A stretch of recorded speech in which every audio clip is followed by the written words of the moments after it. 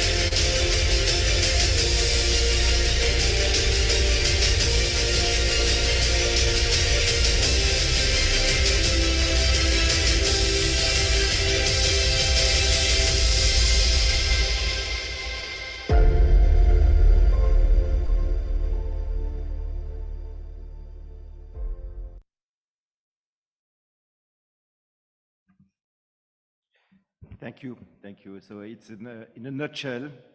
The music was a bit hard, but I hope that some messages were conveyed. Ingrid, we are glad to have you with us this morning, and we are all ears. The floor is yours. Thank you so much, Christoph. And is the audio okay? Is it now fine? You hear me? Yes. Yes, very good.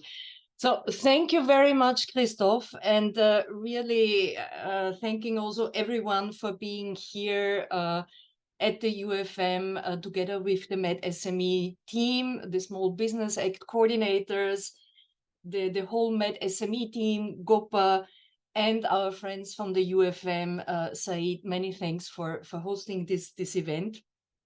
I'm very happy to say a few words about today's event. A closing, but at the same time forward-looking, and it's in line with the many dialogue events which were organized by the MED SMEs program. This closing event is really conceived as a forward-looking dialogue with the stakeholders who played a key role during the implementation. So the main objective today, but I'm sure, Christoph, you will go over that, is to capitalize on what has been achieved so far over the last 4 years.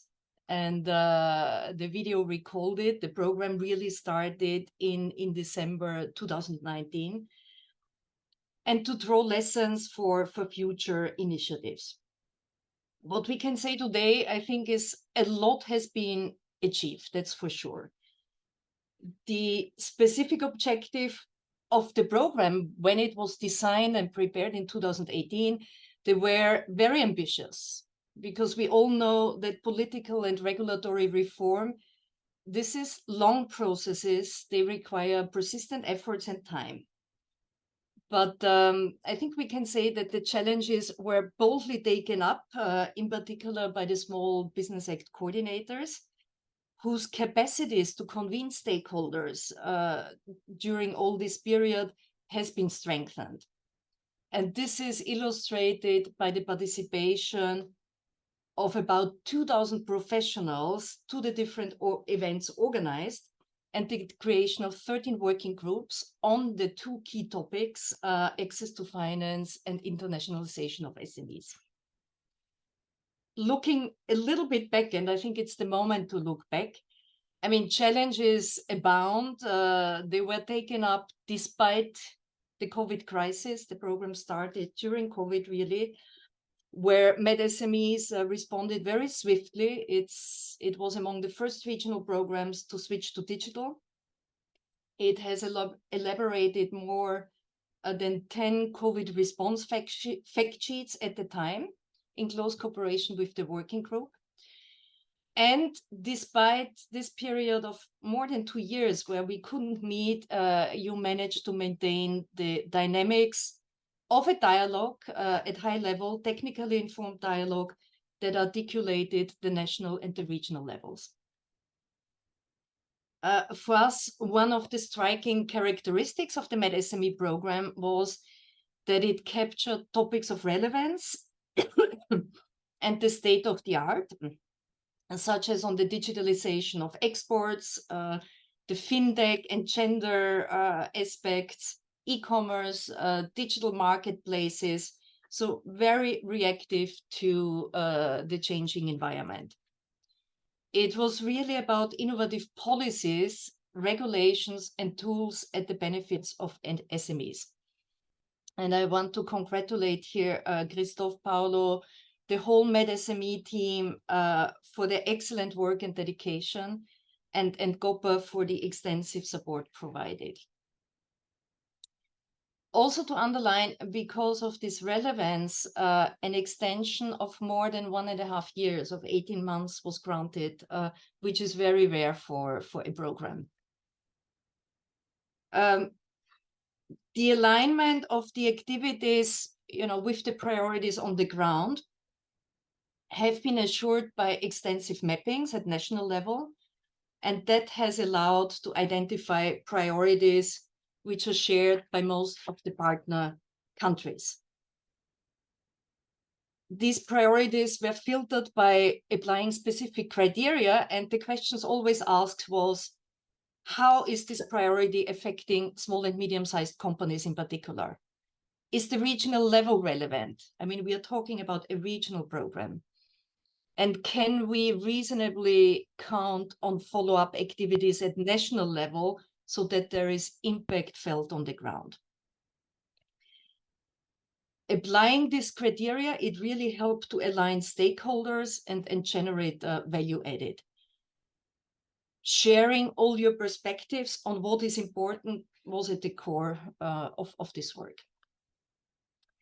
For that reason, the agenda today gives ample time for partners and stakeholders to share their experience of the program, to issue recommendations that can be valuable for us.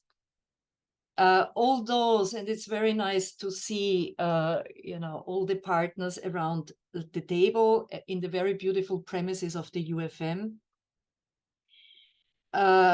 All those who have been invited today have been particularly active over the last years, and they form the core of a community of professionals sharing similar concerns and willing to search together for innovative solutions that can come from the South Med partner countries, that can come from Europe and beyond. I think it's this open spirit which also characterizes the program. This is the definition of a community of practice, which was named Dabadu by the program, and that hopefully will become sustainable. In this respect, we are eager to hear your suggestions and recommendations. A small word as regards the meeting planned this afternoon with our SBA coordinator colleagues. Unfortunately, it will not be possible due to a conflict of agenda, and also we thought it's better to do it at a little bit of a later stage. So we are looking forward to organizing such a wrap-up during October, that the recommendations and findings can be fully incorporated and discussed. The last point I want to make is to relay the messages of the President of the European Commission, Mrs. von der Leyen, who expressed really in these very sad circumstances EU solidarity with the people and authorities of Morocco and Libya after the devastating natural disasters. I mean, we have seen it in the last months all around the Mediterranean on both sides, but I think the scale of the destruction and the suffering is incredible. So we offer really our condolences to families of victims and our thoughts to all this. Despite the sad circumstances, on behalf of DG NEAR, I would like to wish you all an excellent event in Barcelona. And I want to thank Said and the UFM for the relentless support to the program's initiative. And finally, to reiterate my special thanks to the whole MED SME team for the fantastic work. Thank you so much, and over to you. Thank you very much, Ingrid. This is really appreciated, your kind words, and I would like to extend, of course, your congratulations to all the stakeholders who have been accompanying us, and this is really a collaborative project. But before that, and as you mentioned, we would like also to thank the UFM, not only for hosting us, but for supporting us and for guiding us, inspiring us. So Said Sharna is with us today, and please, Said, the floor is yours. Thank you. First of all, thank you very much, dear Ingrid, for your kind words and support to the UFM and MED MSMEs project. I would like to start from where you ended, which means to express our solidarity as UFM Secretariat with the peoples of Morocco and Libya following the national disasters that happened in their respective countries. This means one thing. It means that we are no one is spared of this kind of catastrophes, and we need to join efforts in order to be better prepared to deal and address them in the future in the region. So by hosting this event in the UFM, and this is not the first time the UFM Secretariat hosts this event, I think it's at least the third time. It shows two things. It shows that the UFM Secretariat is committed and attached to promoting the private sector and SMEs, because we believe in the important role they play in economic growth and job creation, especially in the context of green and digital transition. But also, it shows how aligned are our objectives as UFM Secretariat and the objectives of MED MSMEs project, and the huge and important contribution of the latter to achieving our goals. So as you know, within the framework of the UFM Regional Platform on Industrial Cooperation, member states agreed on a set of objectives, actions, and thematic chapters. Among them, there were internationalization of SMEs, access to finance for SMEs, greening of SMEs, and digitalization, among others, and promoting regional supply chains. So this project was clearly contributing to achieving our goals, as I just mentioned them. So the idea of this work program, which covers the period of 2021 to 2024, was that the actions should be taken mainly by member countries by their or using their own means, but supported by the EU, pending available funds, using projects like MED MSMEs project, and I think MED MSMEs project was the most important project contributing to achieving these goals. And the UFM Secretariat also is contributing to achieving these goals from our side. I can mention a number of examples of activities organized or that will be organized during this year that are of relevance to the work of this project and the UFM Regional Platform on Industrial Cooperation. So during the next month, the UFM Secretariat will organize UFM League of Arab States conference on agri-food industry for food security in the region. The idea is to promote regional food supply chains and to increase the resilience to increase their resilience. Among other activities, I can also, and this is not an exhaustive list, but just examples that are of relevance, the organization of workshops on rules of origin for the benefit of countries like Algeria, Tunisia, and Morocco. Also, we are planning on organizing workshops on digitalization, having in mind the idea that digitalization should benefit, among others, to the private sector through improving business environment, so the private sector can thrive, as I mentioned before. We have also the ministerial on trade that will be organized next month in Valencia. So the ministerial is mainly dedicated to trade, but there are aspects that fall under the work of the UFM Regional Platform on Industrial Cooperation, such as supply chains and green economy. It's worth also mentioning that the UFM, with the support of GIZ, launched back in March a grant scheme to promote green economy in the region, mainly women-led enterprises, for the benefit of women-led enterprises. So we are now assessing the proposals, and it's a concrete and financial contribution from the UFM to promote and improve and foster green economy in the region. Finally, I wish you an insightful and fruitful discussion, and please be assured that the UFM Secretariat will take a very good note of your recommendations and takeaways, and we will try to implement them and take them into consideration in our future and upcoming activities. Thank you very much, Christophe, and over to you. Thank you very much, Said. Again, I mean, the hosting of this event is by the UFM is something very important for us. And all the more so that we want this session to be a working session. We are not here to auto-congratulate ourselves, although it's of course delightful. But no, I mean, there is a long way to go as regards improving the business environment for MED MSMEs and SMEs in general worldwide, because we have new challenges, transformations, deep ruptures, be they technological or societal. So we are here. We will make a very short presentation with Paolo so that we refresh our memories on what we've done collectively. And then we'll give the floor to the SBA coordinators. This will be the first session. Then we'll have lunch, and then we'll have a second session with the stakeholders who are kind enough to come to Barcelona to be with us today.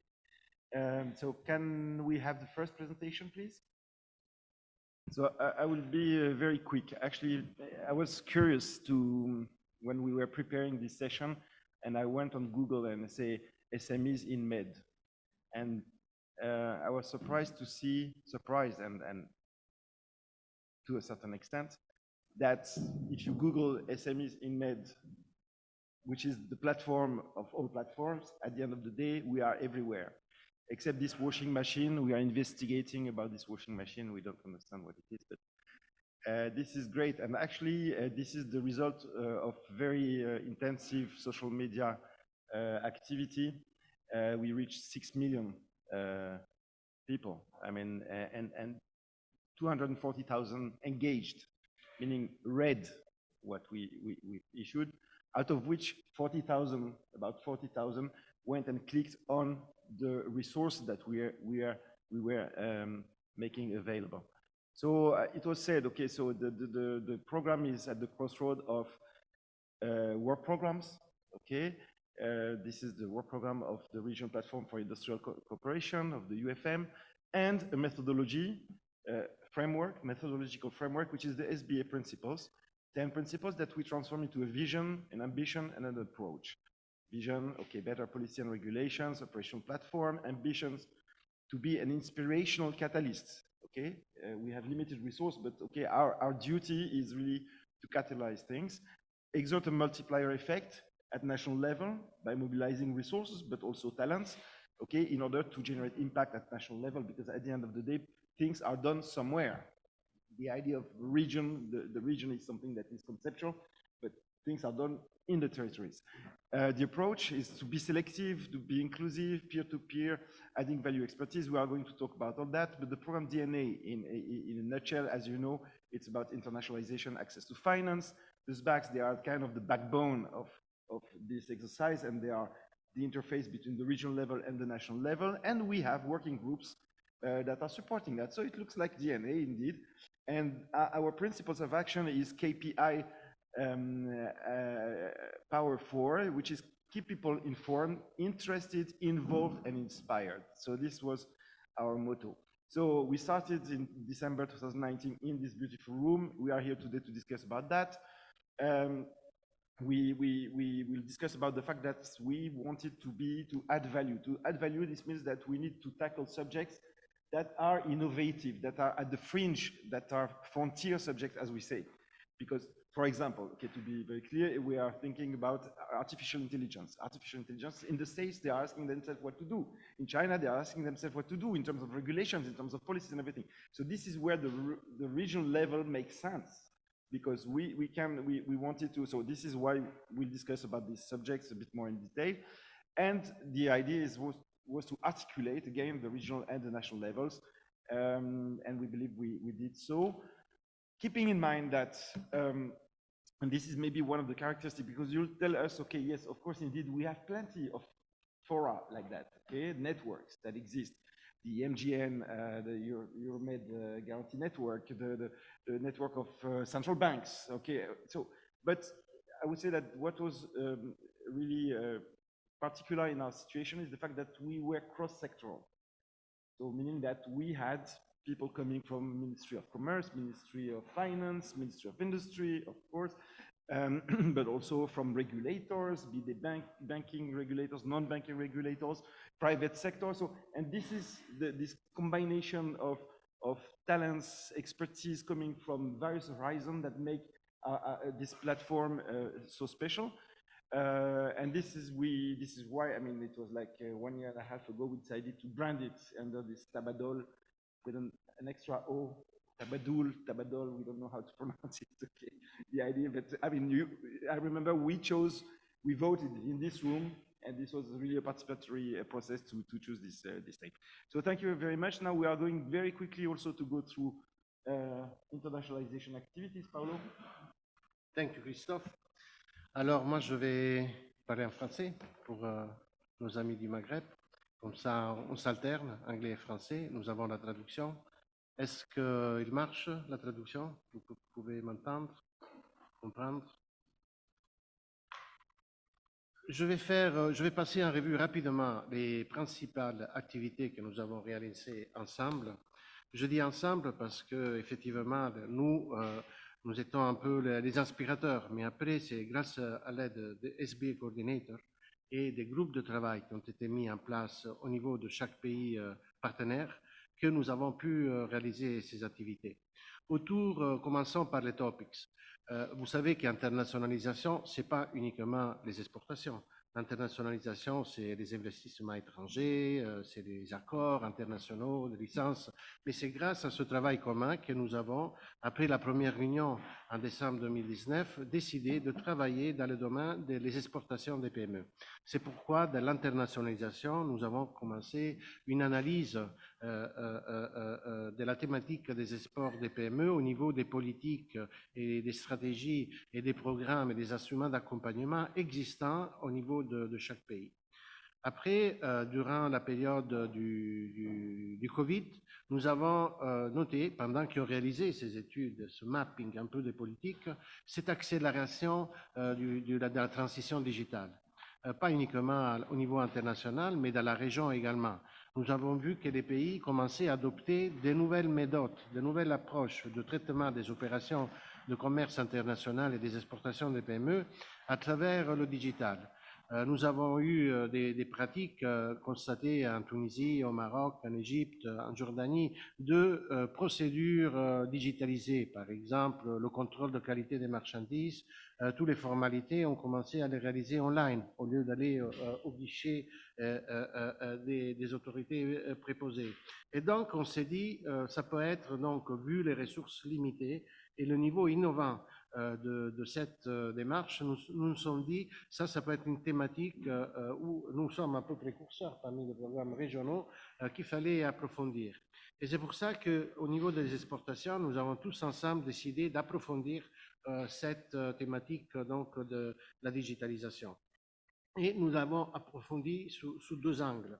L'angle des services aux PME, de l'accompagnement aux PME à travers donc la digitalisation, que ce soit la digitalisation des entreprises, mais également de son écosystème, et au niveau des procédures de commerce international, ce qui a un impact sur l'amélioration de l'environnement des affaires.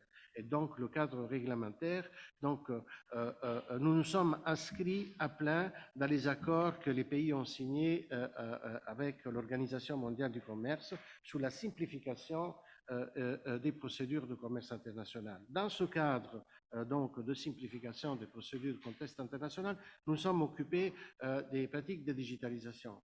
Et donc, nous avons débattu tous ces aspects avec nos stakeholders, qui sont donc, à part les SBA Coordinators, tous les représentants des ministères du commerce, on peut avancer, Christophe, de l'industrie et du commerce, les agences de l'export et les agences des PME. Et nous avons donc organisé des projets, à la fois des projets d'appui pilote au niveau de certains pays et également des activités régionales. Et donc, dans le cadre des projets pilotes, nous avons un peu consolidé ce qui étaient les recommandations de ce travail d'analyse que nous avons développé au sein des working groups. Par exemple, en Jordanie, nous sommes intervenus dans le domaine de la simplification des procédures de commerce international. Et nous avons également eu la possibilité de nous coordonner avec la délégation de l'Union européenne à Amman, qui a repris certaines recommandations de notre appui dans le cadre du nouveau programme de financement de l'Union européenne au secteur privé. Et ça, c'est grâce à la coordination entre JETCO, notre SBA Coordinator, les services de la délégation, donc là où il y a eu un impact concret. De même, nous avons au niveau des activités régionales, disons encore au niveau des projets pilotes, je voudrais apporter un autre exemple des plateformes de services aux PME inspirées par la pratique italienne. Nous avons développé une étude en Tunisie pour analyser la possibilité de développement d'un portail de services à l'exportation des PME. Cette étude a été présentée, donc ce projet pilote a été présenté à tous les acteurs de l'export en Tunisie et aujourd'hui, le ministère du Commerce est en train de discuter avec l'AFD le financement de ce portail. Donc effectivement, nous avons initié des projets sur la base de l'exemple international, mais nous avons donc, après, nous nous sommes appuyés sur la coopération bilatérale, sur les projets existants au niveau du pays pour les concrétiser. Et nous espérons vivement que ce projet aboutisse via l'AFD au financement de ce portail en Tunisie. Par ailleurs, au Maroc, nous avons organisé au niveau régional 2 événements, dont un à Marrakech, il y a exactement une année, en septembre 2022, sur la simplification des procédures de commerce international. Et cette fois, on a voulu se baser sur une bonne pratique de la région. Et pour nous, la bonne pratique, c'était Portnet au Maroc, à Casablanca, qui a su traduire et s'inscrire dans cette démarche de progrès et d'intégration des outils digitaux au niveau des procédures de commerce international. Donc, nous avons organisé cet événement régional en marge d'un événement international organisé par Topnet qui a rassemblé plus de 22 pays de l'Afrique et des guichets uniques donc de commerce de l'Afrique à Marrakech il y a une année et beaucoup de vous étaient présents pour justement apprendre un peu de cette pratique du Maroc et aussi d'échanger autour de ce sujet. Nous avons été très contents d'accueillir les responsables des bureaux des douanes des différents pays et des ministères de l'industrie et du commerce qui sont intervenus avec leur expérience. Et aussi, nous avons organisé cette fois des échanges bilatéraux entre les pays et on a intégré pour la première fois également le International Trade Center, le programme régional de l'Union européenne mis en place par l'ITC sous l'Euromed Helpdesk, Trade Helpdesk, et donc nous avons pu organiser aussi des rencontres en impliquant et en se coordonnant avec ce programme régional. Et donc, pour conclure sur les activités régionales, après donc la bonne expérience du Maroc, nous avons organisé le mois de juin en Italie, disons en mai d'abord, un webinaire sur le cross-border e-commerce et les plateformes digitales, un webinaire avec des professionnels qui nous ont expliqué de manière précise et concrète comment ça marche une plateforme digitale et comment on peut l'intégrer. Et à Rome, on a convié toutes les institutions italiennes, et il n'y en avait pas une qui était absente, elles sont venues toutes, l'ISME, la Simest, la SACE, l'ITA, la CDP, la Caisse des dépôts, c'est le fonds de fonds italien, la CDP, finance des grands projets d'investissement, infrastructure. Ils étaient tous là à collaborer avec nous pour vous apporter leur expérience de cette plateforme digitale. Donc, nous avons fait de notre maximum pour vous fournir l'information et les expériences dans ces domaines et nous espérons que même les contacts que vous avez pu entreprendre au cours de cette rencontre puissent se poursuivre dans vos activités institutionnelles. Et pour conclure, vraiment un grand merci parce que c'est grâce à notre collaboration et à votre appui que nous avons pu réaliser ces activités dans le domaine de l'internationalisation. Merci beaucoup, Paolo. On ne peut pas ne pas parler des finances, mais j'ai 1 minute et demie pour vous en parler, donc ça va être très rapide. Sur l'accès au financement, il y a énormément de choses qui se font, notamment au travers des stratégies d'inclusion financière nationales qu'on a mis en avant et sur lesquelles on a communiqué entre pairs. Et on a voulu apporter à chaque fois une valeur ajoutée supplémentaire en travaillant sur des sujets frontières, encore une fois. Hein, donc c'est la PSD2, hein, donc the Payment Service Directive No. 2 of the European Union, de l'Union européenne, qui est en train de révolutionner le monde bancaire, la sandbox réglementaire, et notamment dans ses aspects cross-border. Pour ça, on pourra en discuter plus tard dans l'après-midi. Les mécanismes de partage de risques régionaux. Il existe des mécanismes de réassurance régionaux. Pourquoi n'existe-t-il pas de mécanisme de contre-garantie régionale? Donc ça, c'est la question. On a souhaité, avec le MGN, the Euromed Network of Guarantees, Guarantee Network, sorry. On a voulu pousser ce sujet-là. Et après, l'idée, c'était de travailler sur les fintechs et le genre, à savoir, est-ce que les fintechs sont neutres au genre, ou est-ce que dans ces algorithmes qui sont en train de se développer et qui vont présider à la distribution de la manne financière, est-ce qu'il n'y a pas un risque qu'on ait un biais de genre dans ces algorithmes-là et qu'on perd totalement la main là-dessus? Donc, on a beaucoup travaillé là-dessus et c'était passionnant. Bon, les stakeholders, on les a nommés, hein, c'est Banque centrale, les régulateurs non bancaires, Capital Market Authorities, les associations de banques, et j'en passe. Je vais aller très vite. Le knowledge On va passer là-dessus aussi. Bon, voilà, donc après, c'est des chiffres, on va en discuter. Mais en tout cas, votre présence témoigne du fait que c'est un sujet qui est important, puisqu'on a beaucoup de représentants du secteur financier et nous les remercions d'être avec nous aujourd'hui. Voilà, donc on est presque à l'heure, on est à l'heure, 10h15, extraordinaire. Et maintenant, nous avons Maria Dobi. Maria, are you with us? Good morning, everyone. So Maria is going to give us a bit more facts and figures. Maria is actually the expert in charge of monitoring the activities against the logical framework. So Maria, so you have the floor.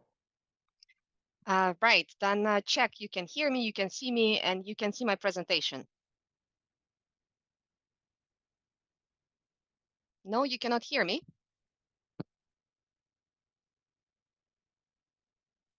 Christoph, I will need you to give me a shout out if you hear me finally. Now it's better. Hello? Yes. Good morning. Good morning. So Good, just then 1 second, your presentation is being displayed.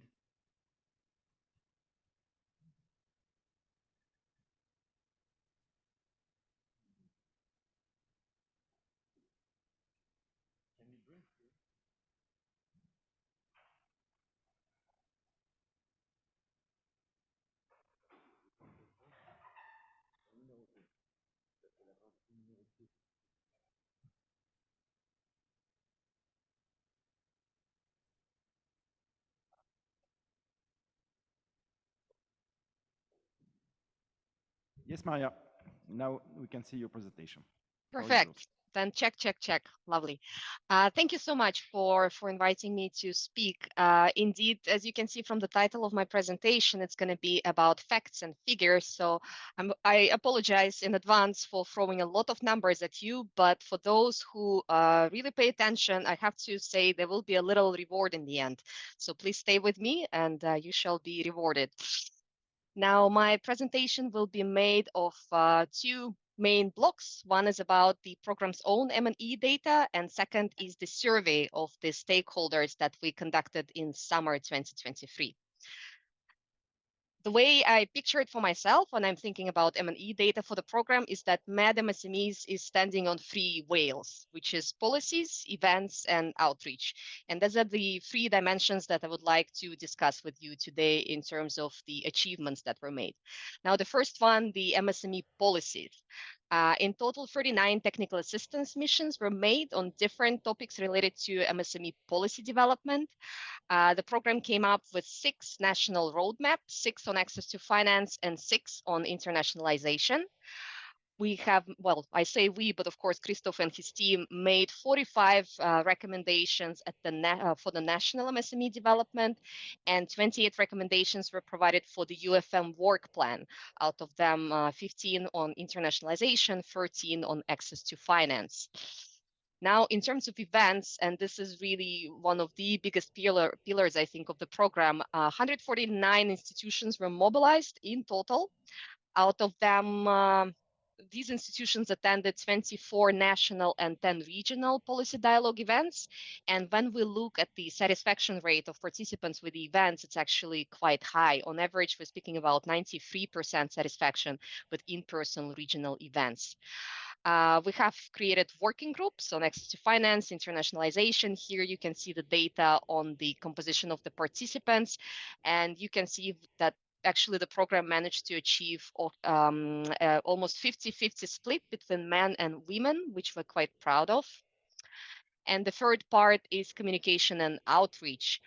Christoph already mentioned a few numbers, so just to throw a little bit more at you, in terms of social media, it's around 22,000 views on social media, 150,000 for project website, more than 900 of knowledge products, 33 YouTube videos, and 11 info sheets. Now, that's what we produced, that's what we measured. Of course, we were very curious what you think about the program. That's why we launched a survey in summer 2023, and we received 53 responses. Thank you very much to all those who participated. That really helped us a lot. And I would like to share some results with you. Now, here you can see the respondents from different countries, and we have to give shout out to Jordan, who is the champion in the number of responses provided. Thank you very much, but thank you for everyone who took their time to do that for us. If we look into the sector of work, we have a very nice split between public sector and private sector, and we have even a little bit of a civil society represented here. We also have a fairly equal split between male and females participating in the survey. Now, if we look into the role in the program, the majority of the respondents are members of the working group on access to finance, followed by speakers or participants in different events, then members of the working group on internationalization. We have providers of technical expertise, and of course, we have 7 SBA coordinators. Now, what did you say? In terms of highest value-added activities on access to finance, 41% said that the mapping of the needs and initiatives in the field of access to finance was most valuable. The second place is taken by increasing the impact of the MFI institutions. And the third place is taken by design of a regional counter-guarantee fund. If we look into the highest value-added activities on internationalization, here we have a more equal split, I would say. So 30% for mapping of policies and tools, similar to access to finance. 24% goes to the regional events, which were on streamlining the external trade regulations and exporting SME digital services. And the third place with 20% went to benchmarking of best practices on exporting SMEs digital services, something that Paolo just mentioned in his earlier presentation. If we look into the highest value added overall, here you can see by far 67%, very far away from everything else, are the regional in-person events. So of course, the biggest value added of program, and we see it based on your feedback, is the opportunity to meet in person. This is the only program available regionally that allows the stakeholders to come and exchange opinions. And this is clearly reflected in the results. Other things, as you can see here, were appreciated, but not as much as having an opportunity to come and network together. I also would like to read a few testimonials. So we had a section on open-ended answers when you could insert what you think. And here I decided into 4 categories. One is sharing experience. One colleague mentioned that sharing experience and challenges and how these challenges have been approached was the most valuable part of the program for him or her, we don't know. Dialogue, gathering relevant institutions at regional level for peer learning and expertise in specific topics. Quality, I was impressed with high level of participants and the quality of contributions, said someone.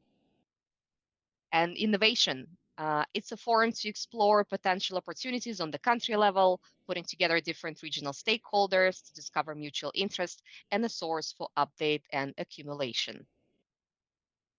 Now, if we are looking ahead, we also asked you, what do you find to be the highest priorities for your countries for MSME development in your country in the coming years?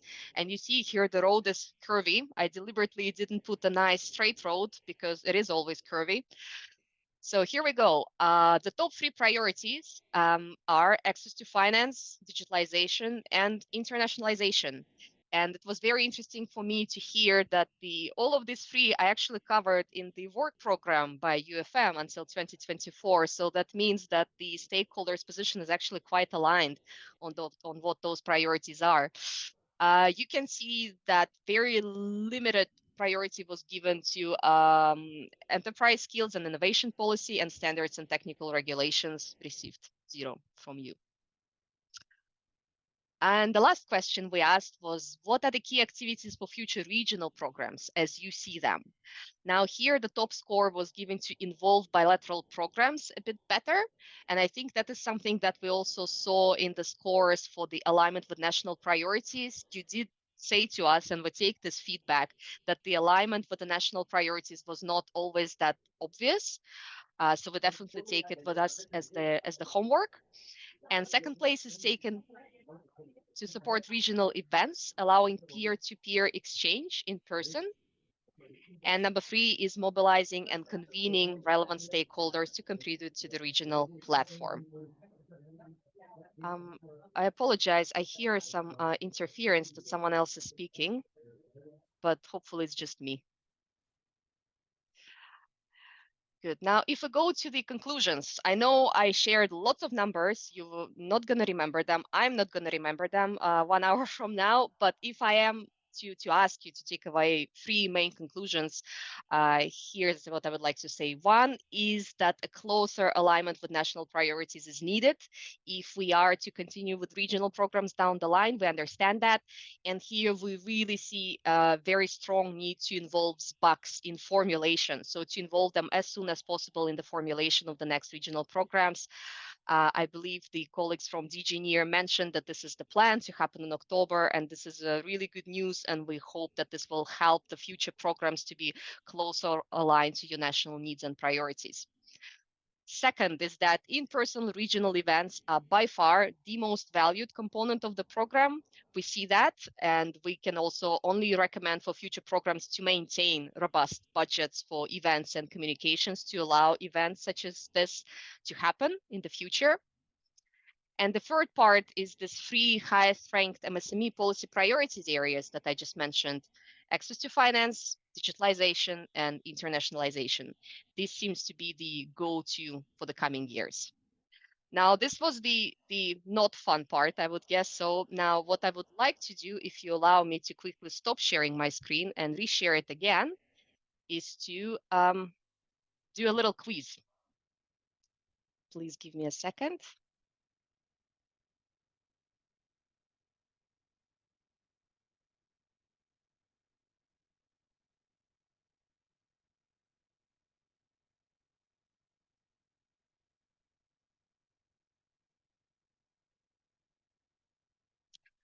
If somebody could say whether you see my screen. But I think I see that you do. Perfect. So I would ask you to now use your phones to scan the QR code, or if you don't have your phone available, just go to slido.com and insert the number. Now, there will be a little prize for the winner of those who gets most questions right. So stakes are very high. And I will launch the survey now. So please enter the quiz. I would kindly ask you to put your name when you're entering the quiz, because then we're able to identify the winner.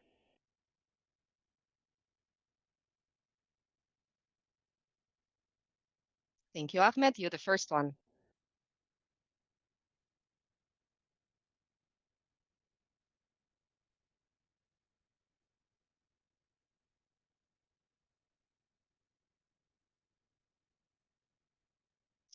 Let's wait until we have at least 10 participants.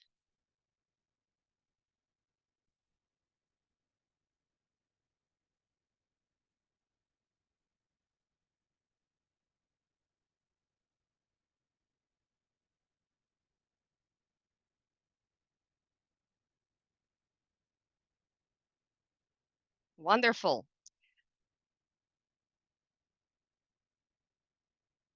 5, 3, 4, 3, 2, 1. And here we go.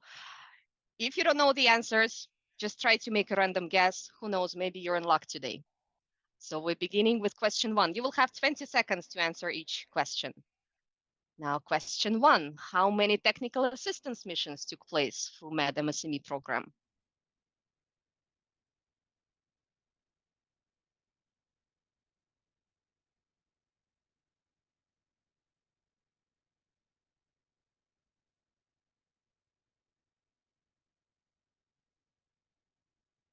Okay. And the correct answer is 39, and half of you managed to secure that. Very good. Thank you. Question number 2. How many national roadmaps on access to finance and internationalization were prepared by the project?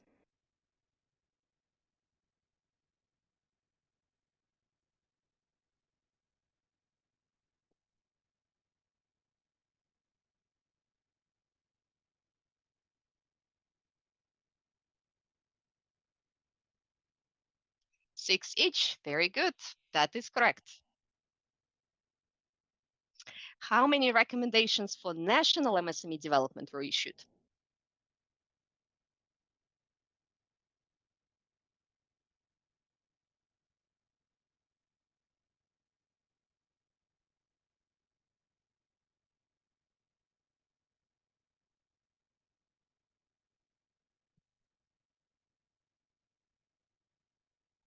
And the correct answer is 45.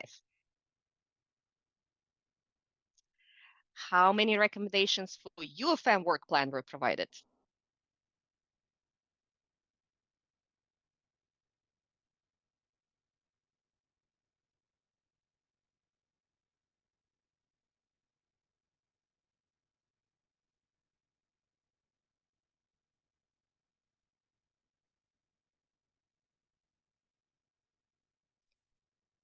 And the correct answer is 28. So that's so far, I think, the most difficult one. Let's see next.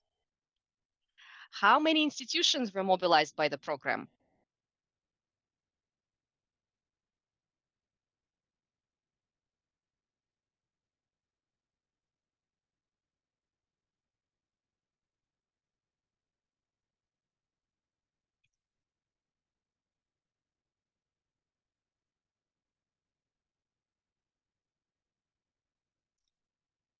(149), 60% of you got it. Next question. How many policy dialogue events were organized by the program?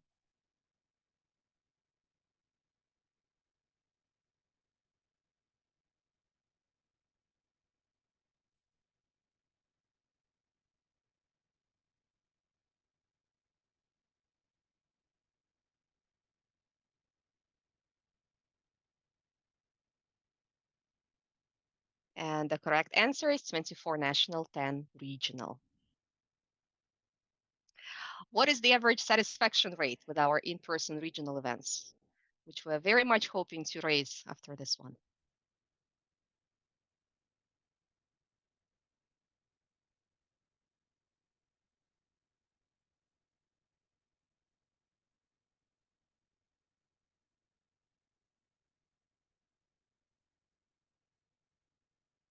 (93%). How many views of our website are recorded?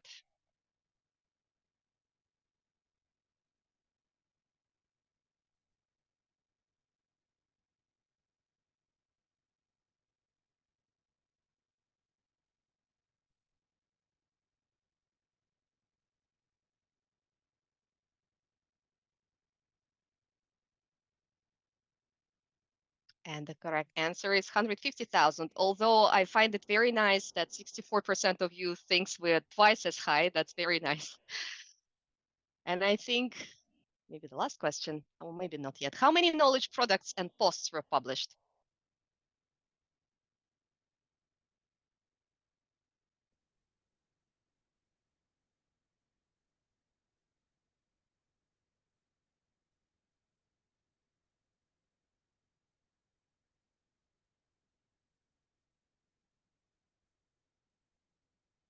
And the correct answer is 950. No one got this. Now, how many YouTube videos do we have on our channel?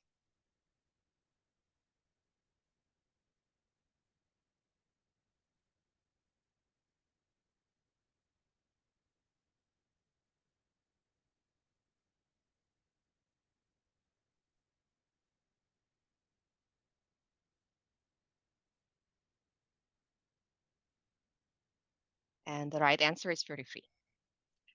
Now, I hope we all trained our memory a bit. Let's see. Samia Issa, that is the winner of our little competition. And if you see here, 3 people actually got 6 questions out of 10, but this participant was the fastest. So I would like to ask for a round of applause to Samia and also ask our project director, Daniele, to give a little prize to our winner.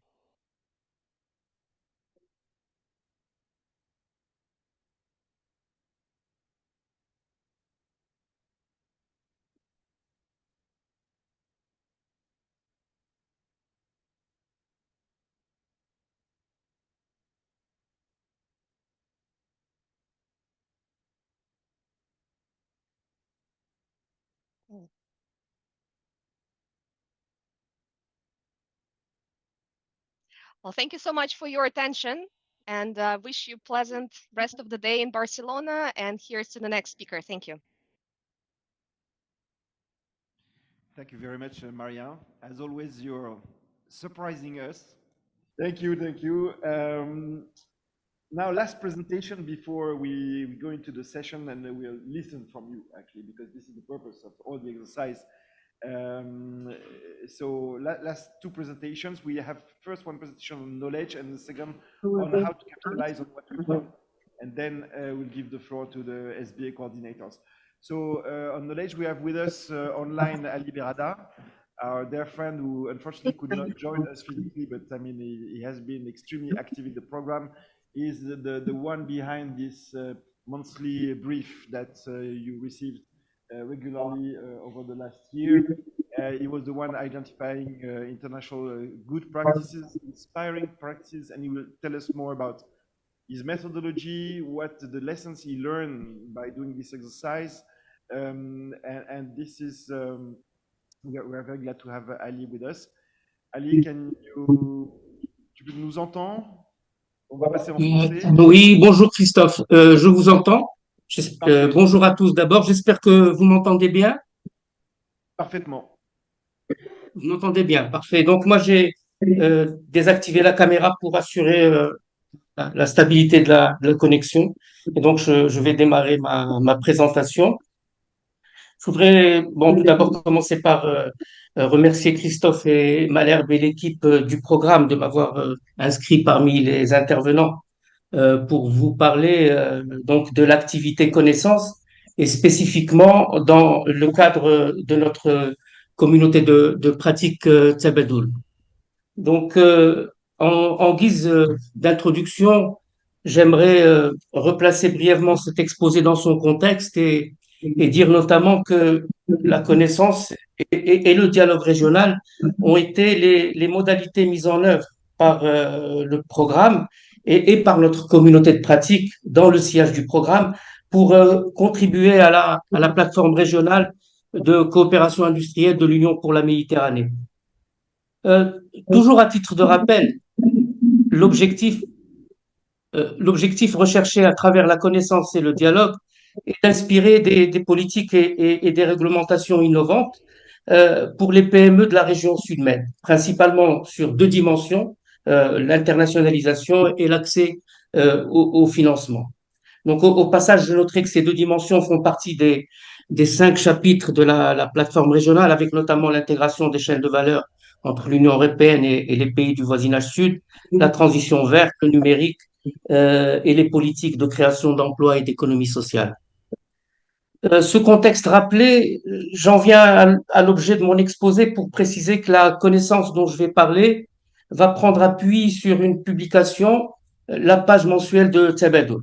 Alors, cette page mensuelle a été 13 mois durant le support d'identification et de diffusion de la connaissance au sein de notre communauté de pratique.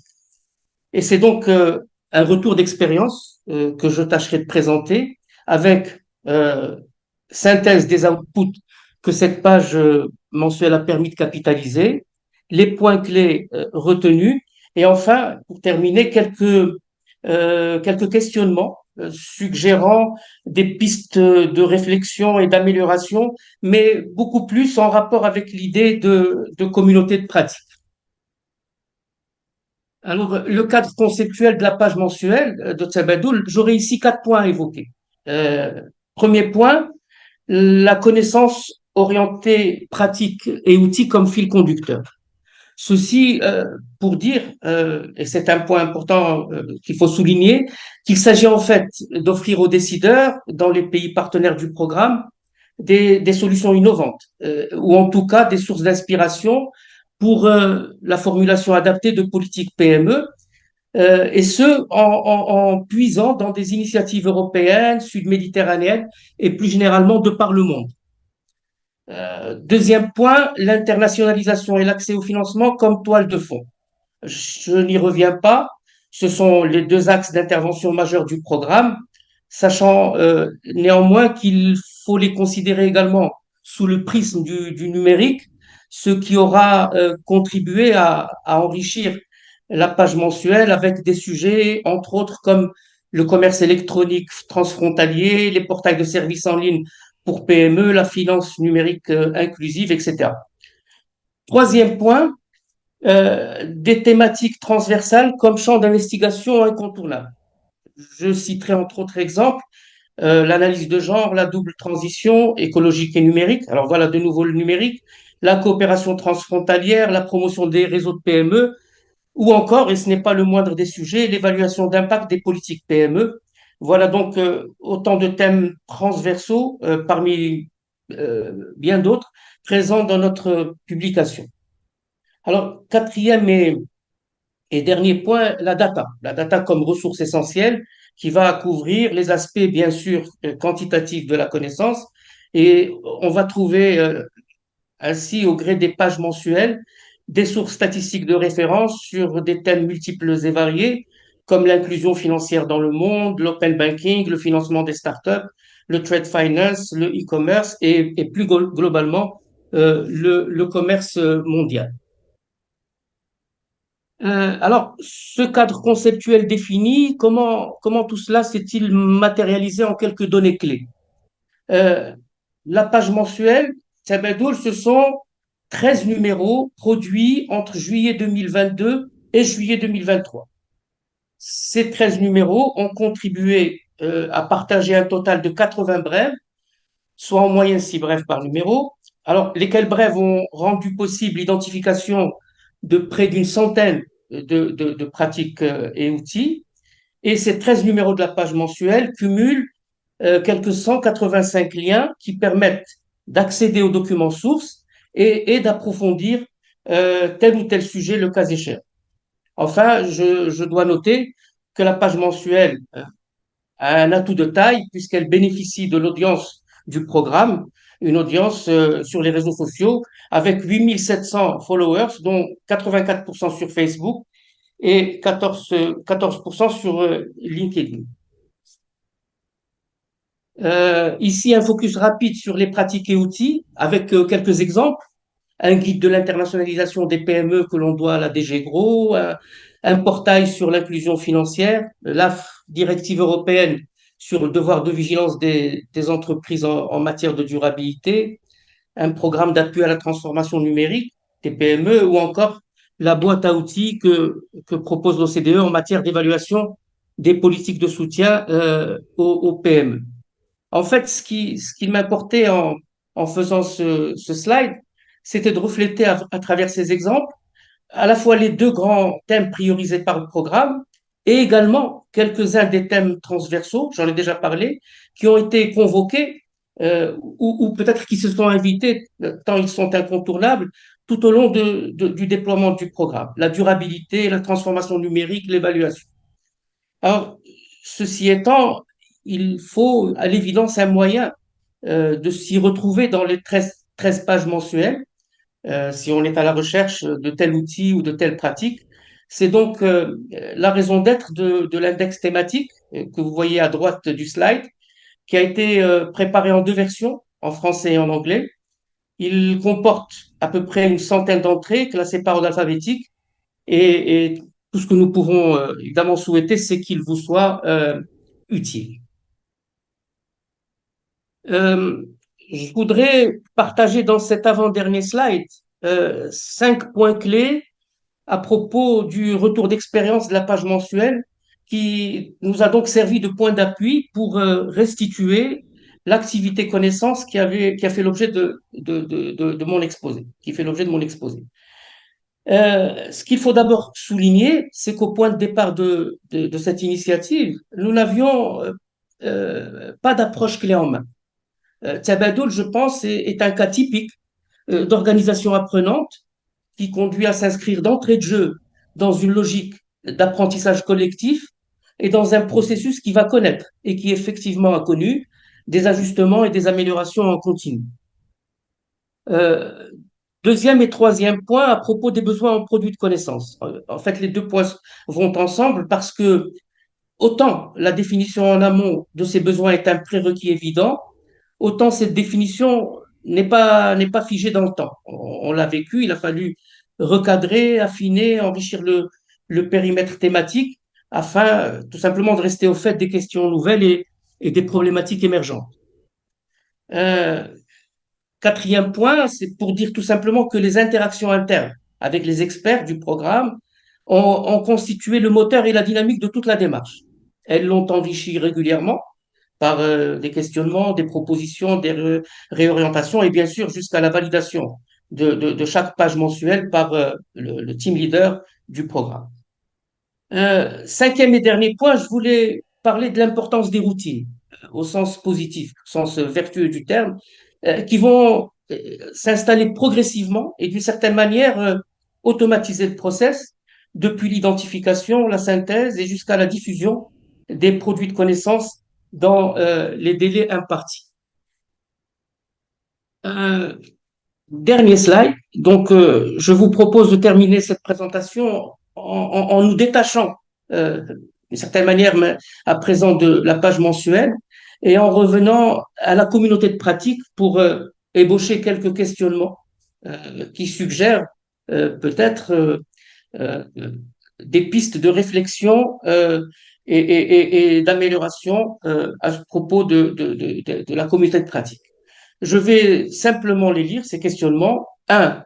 Comment, dans le cadre d'une communauté de pratique, mieux tirer parti de l'intelligence collective, moyennant davantage de travail collaboratif et d'interaction des membres sur une base régulière. 2. Sachant qu'une communauté de pratique privilégie le caractère relationnel de la connaissance, comment susciter le besoin, la volonté de partager et d'apprendre les uns des autres. 3. La participation étant un facteur clé de succès d'une communauté de pratique, faut-il envisager un degré conséquent de formalisme institutionnel, ce qui serait par exemple une charte des membres qui définirait valeurs, objectifs, principes de collaboration, engagements à respecter et autres modalités de fonctionnement. Voilà, j'en ai terminé. J'espère avoir été dans les temps impartis. Je vous remercie très sincèrement de votre attention et je reste évidemment à l'écoute de vos éventuelles remarques et ou questions. Merci. Merci beaucoup, Siali. Merci pour le travail remarquable que tu as réalisé sur ces dernières années et qui ont vraiment été le moteur de la partie connaissance du programme, sachant que pour nous, il n'y a pas de dialogue sans connaissance. C'est-à-dire on met la connaissance sur la table, on pose des questions parfois controversées, avec des opinions différentes, parce qu'en fait, il n'y a pas un modèle unique, chacun a sa vision des choses, et donc de façon à avoir un dialogue intéressant. Et c'est vraiment grâce à ce pilier connaissance que le dialogue a pu être riche. Dernière présentation avant un break bien mérité, et avant que nous rentrions dans la session de retour d'expérience des SBA Coordinators. Et Catherine Minghella est notre expert capitalisation. On a demandé à Catherine d'intervenir en lui demandant mais qu'est-ce si on devait garder quelque chose du programme, quelque chose, mais très rapidement, quelles seraient les 4 peut-être pratiques qu'on a pu mettre en œuvre et qui lui semblent, je dirais, mériter d'être portées à l'attention de l'UFM, portées à l'attention de l'Union européenne pour les futurs programmes. Voilà. Donc Catherine est totalement indépendante. Elle a un regard objectif sur ce qu'on a fait. Et donc, tu vas partager avec nous tes conclusions. Alors, merci de m'avoir permis de participer à cette réflexion à vos côtés. Je tiens à mentionner que cette réflexion a été conduite sur la base de rencontres, d'échanges, d'interviews, notamment avec Mira, que je tiens à remercier ici, mais pas que Mira, et de tout ce qui a été produit lors des 4 années et demie qui ont été les vôtres dans ce programme. Donc, la capitalisation, effectivement, elle est intéressante, elle est indispensable. Pourquoi? Parce qu'elle nous permet d'identifier les acquis. Et je crois qu'il y a déjà beaucoup d'acquis qui ont été finalement mis à l'honneur ce matin. mais en particulier peut-être, elle attire notre attention sur les pratiques qui méritent d'être poursuivies. Ali a déjà mentionné quelques pratiques, il a posé des questions, et la capitalisation, c'est une possibilité de poser des questions ouvertes, de voir ce qu'on veut retenir, ce qu'on veut poursuivre, et éventuellement pour l'UFM, mais aussi pour la Commission, quelles peuvent être les pratiques réplicables sur d'autres programmes régionaux. Donc, alors la télécommande, voilà. Donc, le premier élément qui nous a paru intéressant dans cette réflexion, c'est d'abord l'ancrage au niveau de l'Union pour la Méditerranée. C'est exceptionnel d'avoir effectivement une structure pérenne, stable, qui permet finalement de capitaliser à chaque étape du programme. Et c'est ce que vous avez fait. La capitalisation n'arrive pas maintenant. La capitalisation a été faite pendant 4 ans et a été faite notamment parce qu'elle était ancrée à vos côtés et que vous avez permis d'avoir ce dialogue interinstitutionnel à différents niveaux. Et ça, pour pratiquer beaucoup l'Union européenne, j'avoue que vous avez eu beaucoup de chance. C'est un atout fort d'être comme ça au niveau national sur le terrain et d'avoir un accès ministériel, d'avoir cette capacité de dialoguer avec la Commission à Bruxelles, mais aussi des institutions comme les fédérations professionnelles sur le terrain. Donc, je ne peux que dans les recommandations qui seront faites, et elles seront plus détaillées dans le rapport, de mentionner la nécessité de poursuivre cet ancrage-là, qui est un ancrage politique important, et de continuer à organiser régulièrement des réunions, des rencontres. Alors, je sais combien vous tenez à vous rencontrer, et je ne peux qu'approuver ça physiquement. C'est important de nouer des relations et de l'ancrer régionalement au niveau de l'UFM. J'ai une approche qui est une approche marketing, à laquelle je tiens beaucoup, parce que le marketing nous permet de savoir quelle est la création de valeur. Or, le marketing du projet, le positionnement du projet, nous indique quelle est la valeur que les promoteurs de ce projet ont voulu apporter dans la conduite de ce programme. Le premier élément qui nous a paru important, alors je dis nous, mais effectivement, parce que c'est une réflexion collective que je porte, en votre nom, c'était cette notion de cartographie nationale, de se dire on va se poser la question d'abord du national et on va inspirer mutuellement le régional et le national de façon itérative. Et ça a été tellement intéressant que ça a permis l'émergence de sujets innovants. Je dirais que le positionnement était innovant à plein d'égards, mais que cette itération, ce dialogue nourri, comme tu le disais Christophe, par la connaissance mutuelle, par cette production de connaissances, a été un élément fort de la valorisation. Peer-to-peer, c'est merveilleux de pouvoir se parler effectivement de pair à pair, mais pas uniquement de pair à pair, parce que j'ai vu que vous mettiez beaucoup en avant le peer-to-peer, mais pas uniquement. Vous avez aussi su décloisonner, et je crois que dans le positionnement du programme, ce décloisonnement est important, de pouvoir se parler comme ça, alors que d'habitude on se parle toujours entre soi, et là on n'était pas uniquement dans l'entre-soi. On a pris des risques, on est allé de l'avant, et ça c'est important aussi. Donc je ne peux que suggérer ici, effectivement, au niveau de la capitalisation, la nécessité de continuer à mettre en place des outils qui permettent à vous, chaque bac, dans vos pays respectifs, et puis dans les programmes régionaux qui arriveront, de mettre en place ces outils qui permettent de faire émerger des sujets innovants, qui permettent un dialogue et qui permettent de mobiliser les partenaires afin d'avoir un effet de levier sur les initiatives qui sont prises au niveau national, comme les initiatives qui sont prises au niveau régional et consolidées au niveau régional. Le dialogue.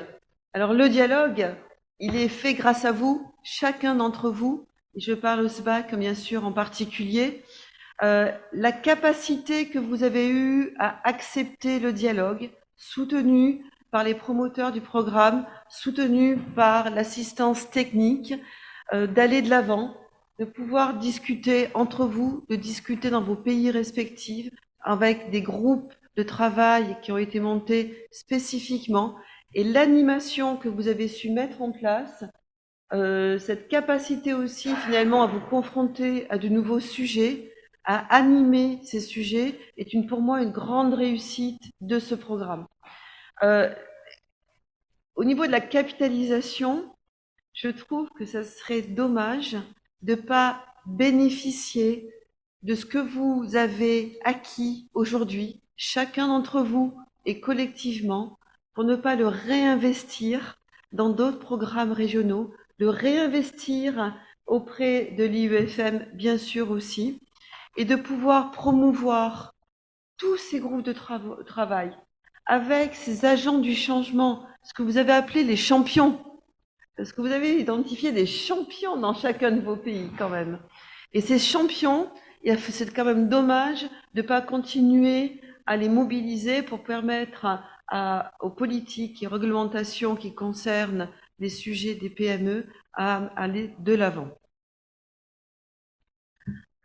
Alors Ali en a tellement bien parlé, Christophe, que j'ose à peine aborder le sujet, puisque cette communauté de pratique a été abordée par Monsieur Berada, bien mieux que ce que je pourrais faire. Quand même, une communauté de pratique, vous imaginez la chance que vous avez aujourd'hui?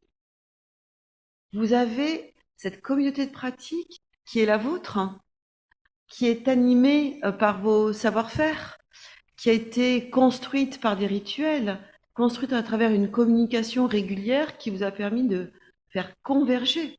Et la convergence, la cohérence, la compatibilité de chacune de vos expertises est un atout aujourd'hui indéniable. Donc je ne vais pas revenir là-dessus parce que Ali en a parfaitement parlé, simplement parce que je suis assez sensible à tout ce qui est innovation dans l'accompagnement du changement, mais aussi innovation pour permettre de créer de la valeur dans les prochains programmes régionaux. J'aimerais juste insister aussi sur les lead users. Le lead user, c'est typiquement une notion marketing où nous avons des personnes comme les agents du changement, comme les champions, qui sont des personnes sur lesquelles il faut s'appuyer, qui sont les témoins, les grands témoins des actions que vous menez. Donc tous ceux que vous avez identifiés, il faut continuer à entretenir le contact avec eux, bien sûr, c'est fondamental. Je terminerai. Ah ben c'est terminé. Voilà. Merci, j'espère ne pas avoir été trop longue. Merci beaucoup Catherine. C'est bon. Je crois que quand on parle de lead users, les lead users du programme sont justement les gens qui sont autour de la table. Donc dans la deuxième partie, là, je dirais le programme va arrêter de parler et on va donner justement la main aux lead users. Mais avant ça, on vous propose une petite pause technique de 10 minutes pour un petit café ou autre. Et donc, on est presque dans les temps. Voilà, on se retrouve à 11h10. Merci. So I'm happy to give the floor to start this session with Mrs. Nermeen Aboulata from Egypt. She's the advisor of the minister, EU MED National Coordinator and SBA Coordinator from the Ministry of Trade and Industry in Egypt. Mr. Nermeen, please. Thank you, Duja. Thank you. If you can kindly end the presentation. And of course, first of all, we thank the EU and the UFM, the GOPA and MED MSME team for all the valuable efforts. And of course, we give our condolences to our sisters and brothers in Morocco and in Libya. God save us all. It has been the climate, the extreme weather has been going very fast, faster than any one of us anticipated. So without further ado,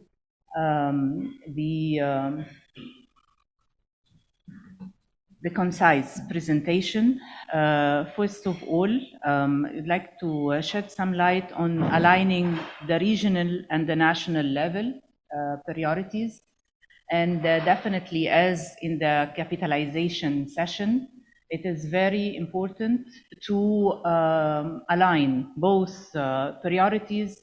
And as we were talking much time before that, there has been an inspiration from the EU, the UFM agenda, and also with the new agenda of the Mediterranean Renewed Partnership in 2027, and the UFM Regional Platform for Industrial Cooperation, EuroMed Ministerial Programme of Industries, till the year 2024, and coupled with the SDGs 2030.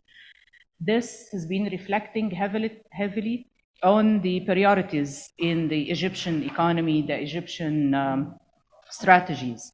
The following are some examples in very profound synchronicity with our regional work. First, the Egypt-EU Association Programme 2027. We have upgraded and modified Egypt Vision 2030 and recently launched Action Programme for the year 2027. This is the mid-interim, and then to be followed for 2030. Egypt National Structure Reform Programme. This has been launched during the period with the ministerial EuroMed Ministerial Programme for the period 2021 till 2024, with almost same strategic objectives like the digital, the green transformation, the governance, the SMEs, the access to finance, manufacturing, and so forth. Also, digital transformation strategy already has been launched. Egypt Financial Inclusion Strategy 2023 launched. Egypt Human Rights Strategy 2022 launched. Egypt Anti-Corruption Strategy 2023 launched. Industrial Development Strategy for 5 years, the next 5 years, 2023-2027, in line with our work, very important inputs. Egypt Trade Facilitation National Single Window called NAFESA, based on the European Union model, and of course with the ACI, Automated Cargo Information System, for the synchronicity between the national single windows and the regional single windows in our area, and South-South relations and South-North relations, trade relations. Egypt Renewable Energy 2023 launched. Egypt Climate Change Strategy till the year 2050 launched. Egypt Circular Economy Strategy ongoing, to be launched soon, and Egypt MSME Development Strategy to be launched soon. Announcing last year, it was and ongoing, the civil society in Egypt. Last but not least, it was not written in the presentation because just the day before yesterday, a very important event took place. It was the launching of the Climate and Environment Investment Platform in Egypt. This platform having 4 sites, it's like a square, gathering, synchronizing governmental, private sector, civil society, and international institutions with all our international partners, and also announcing that we have a very important initiative called Green for Growth till the year 2030. In this initiative, we are targeting that all total investments going green, 30% of total investment, whether private, public investments, as we speak, in 2023, they have mounted to 30% of total investments. By the year 2025, it's going 50% of total investment, and then till the year 2030, 100% of total investment, green investment. Again, this is inspired by the Green Deal, by the all the EU and the regional initiatives. So this is very important.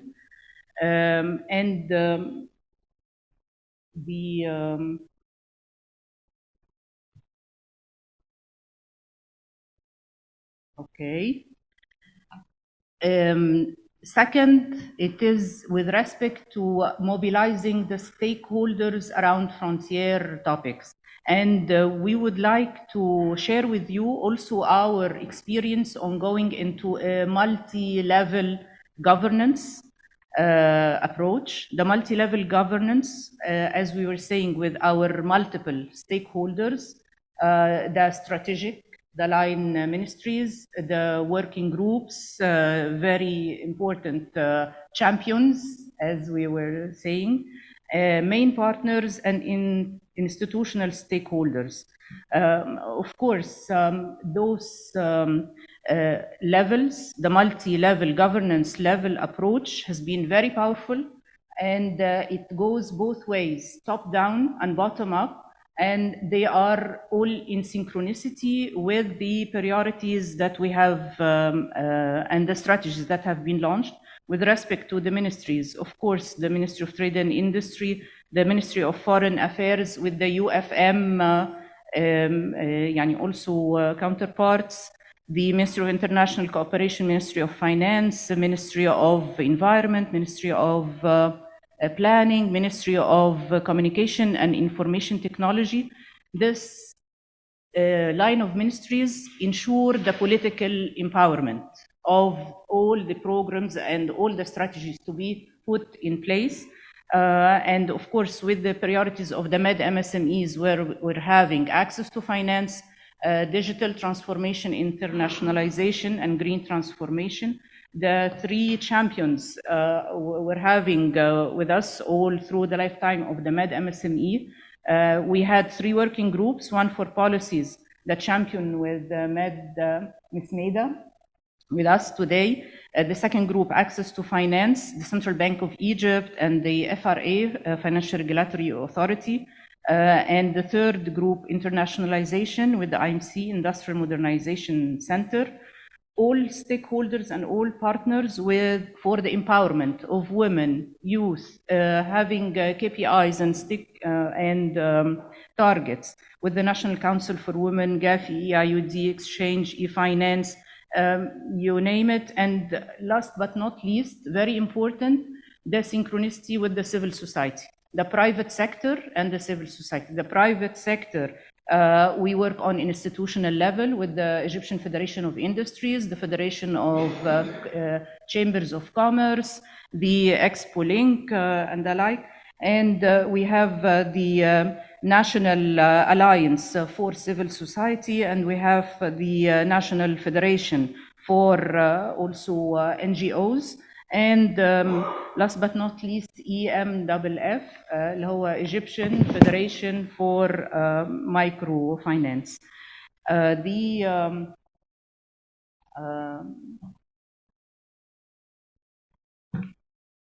The synergies between national, regional partners and stakeholders, it is very important for us that on the national level, in order to cater for the regional level and priorities, there is an intermediate and interlinkages level.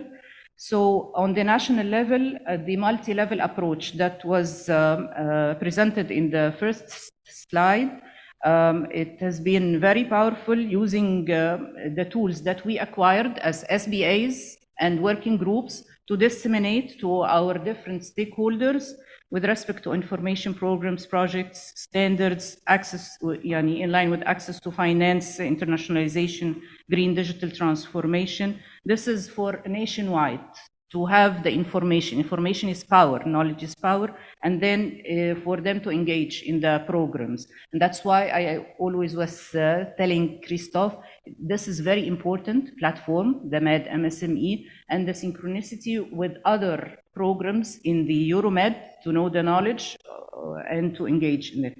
The intermediate level is the multidimensional approach where the government agencies, private sector, and the regional partners, on top of which, of course, the European Union, because we're having 40% of Egyptian merchandise trade with the European Union, and lots of the work is catering for the regional and industrial platform. And of course, in this level, it is very important to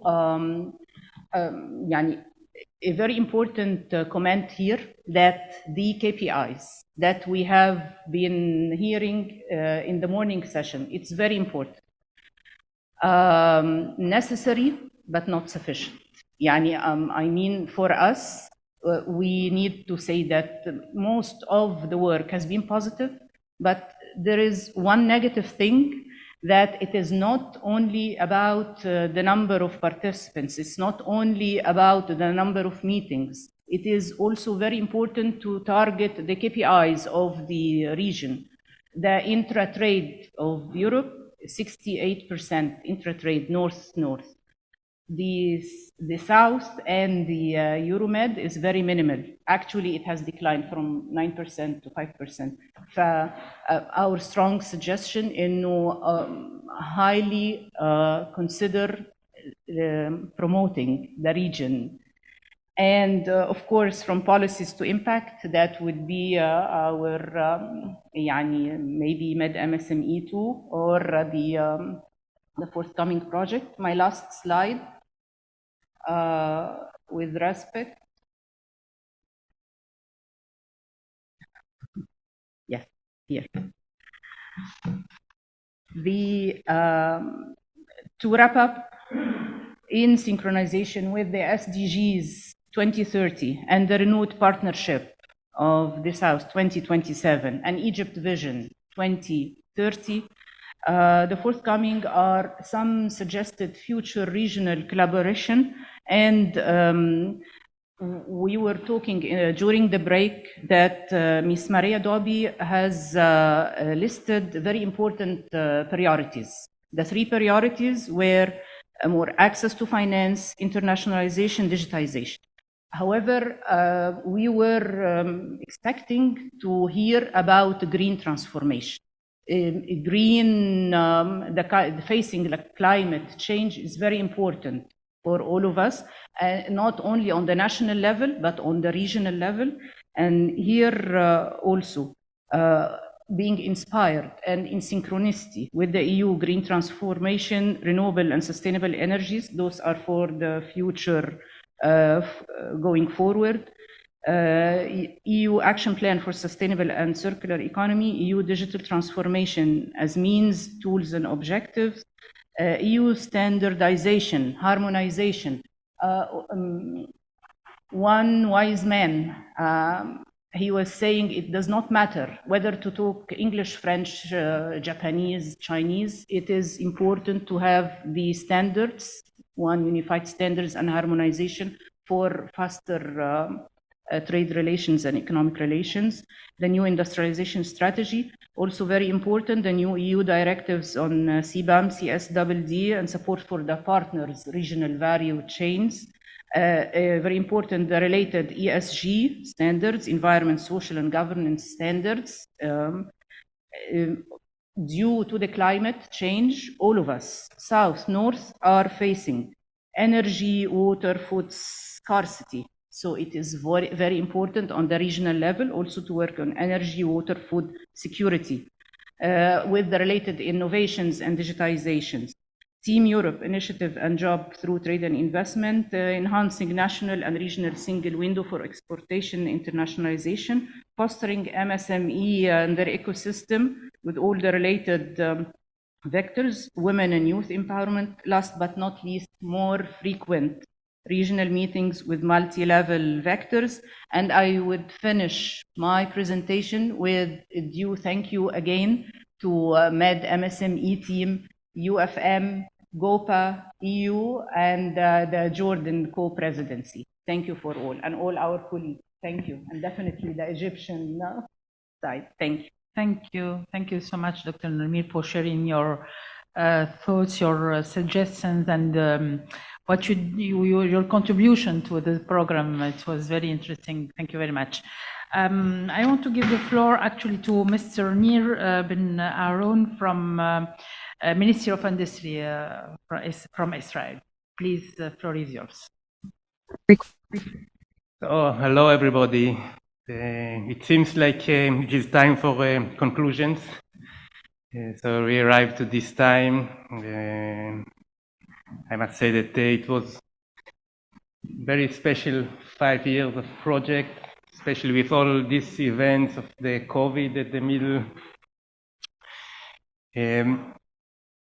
Now, I would like to state the importance of this Euromed platform. As we see, there are political events that between countries, the regions. The political events go sometimes up, sometimes down, but it is still very important to keep the infrastructure of professionals that will work together on common topics, and SME is one of the main common topics. So I think that although that we can see that sometimes it's worked better, sometimes it didn't work so well, it is very, very important to keep it up and keep it going. Now about what is happening in Israel, at the starting of this program, we tried to find out some experts that will assist the project, like in other countries that assist the SBA Coordinator. And unfortunately, after that we try, we have a lot of effort to find it, but we didn't manage to find it. So that's why the contribution of Israel in this project was a little bit lower than the contribution in other countries. I apologize for that. Now, concerning the situation in Israel for SMEs, I can widely give you a broad view of the situation, but I don't think that this is the place now and here when conclude, because it is important to conclude things that concerning this project and program, and the heterogeneity between the countries is so wide that sometimes it is the situation in Israel sometimes is less relevant for other countries because it's very different than other countries. But still, it is important for us to hear what is happening in other countries of the region, and the participation in these workshops that we all managed to do and share together is very important for us in Israel.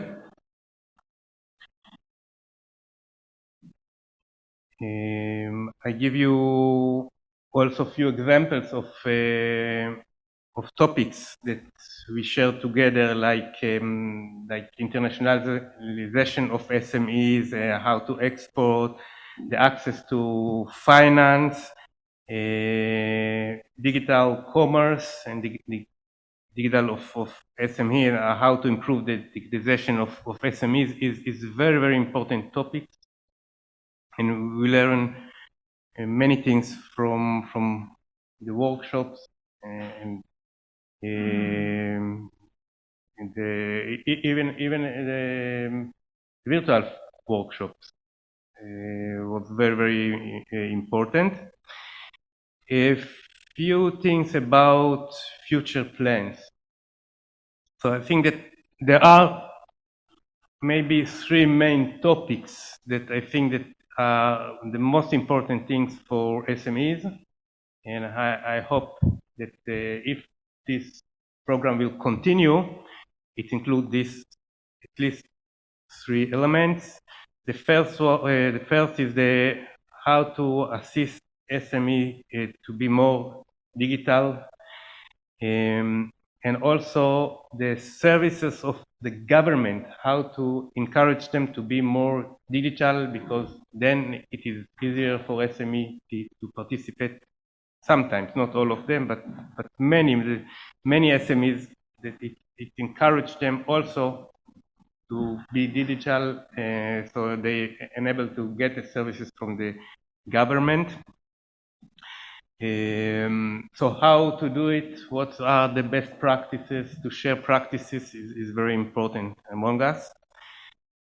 Second topics, I think that we didn't work, we didn't have a lot of emphasis on this topic in the last 5 years, but I think that it is very important, is training of SMEs, how to train them, how to work with the SMEs, how to do the programs that can enable us as a government support SMEs.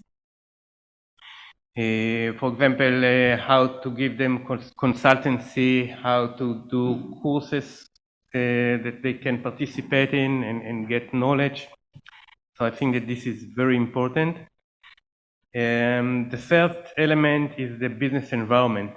Within the countries, we work on regulation. It is very important to keep going and working on improving the regulations in each country. So when the parliaments are making regulation, that they will take the SME view of point in this regulation and see that it not excludes them from the business environment.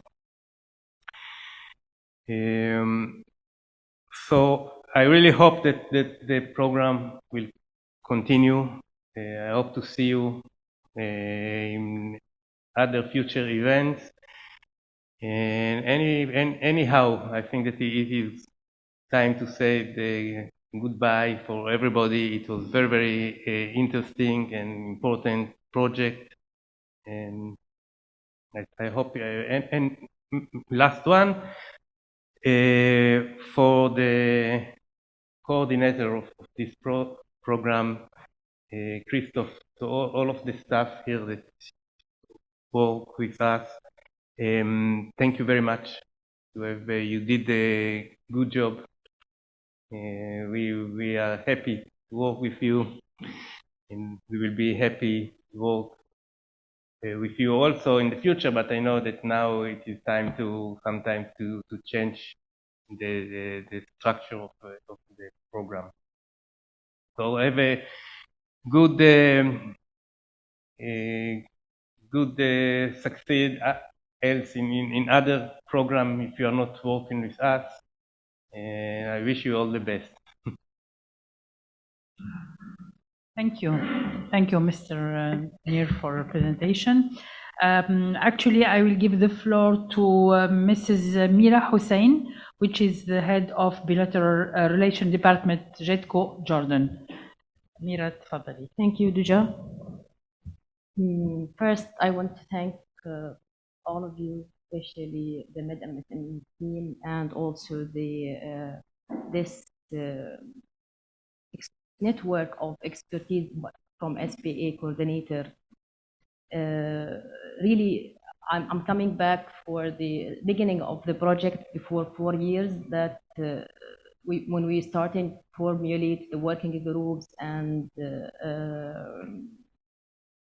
starting operation, it was hard at that time to identify the impact. Christoph, you know, the discussions was how to prove to others that we have impact. I hope that I will, during presentation, that I will highlight some impact. And today I'm not looking for impact. I'm looking for sustainability in the future.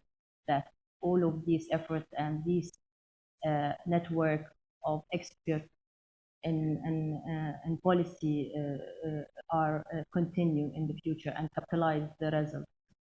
Actually, when we start formulating the working group, we are lucky that the SBA are from JETCO, the National SME Support Organization.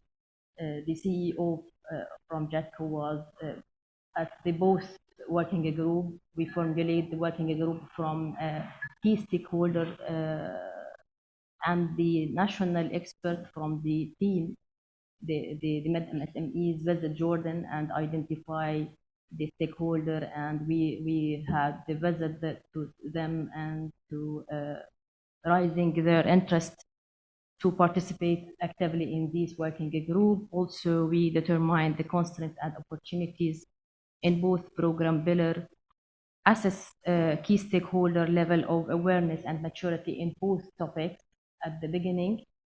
These are one of the way that we mobilize stakeholder.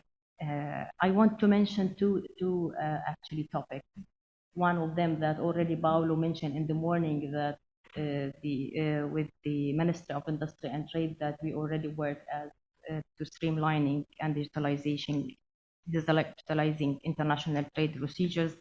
The roadmap, one of the outcome of this project, they already use it, and they as a good product. Also, the EU delegation in Jordan now use this outcome to future event. And I know from Rodrigo that they're already working on something on a new regional program on digital trade and e-commerce.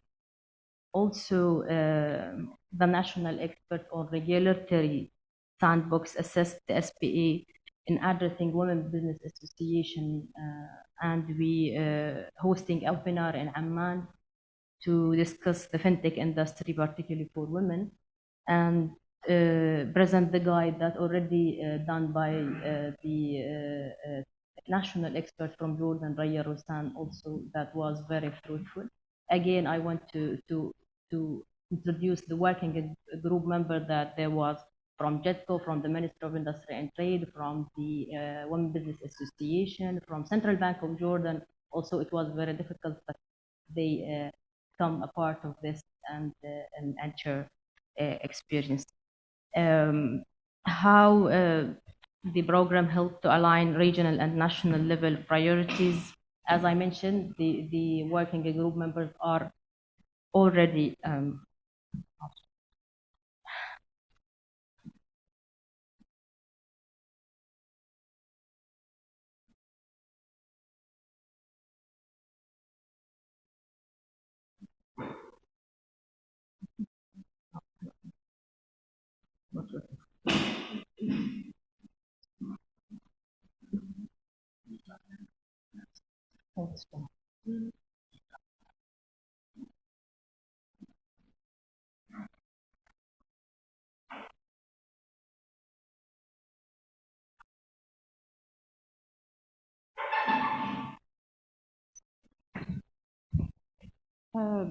again, the working group members are key stakeholders in Jordan in both pillars, providing feedback on, they get engaged on all the process by providing feedback on the roadmap, participating in the bilateral and regional meetings.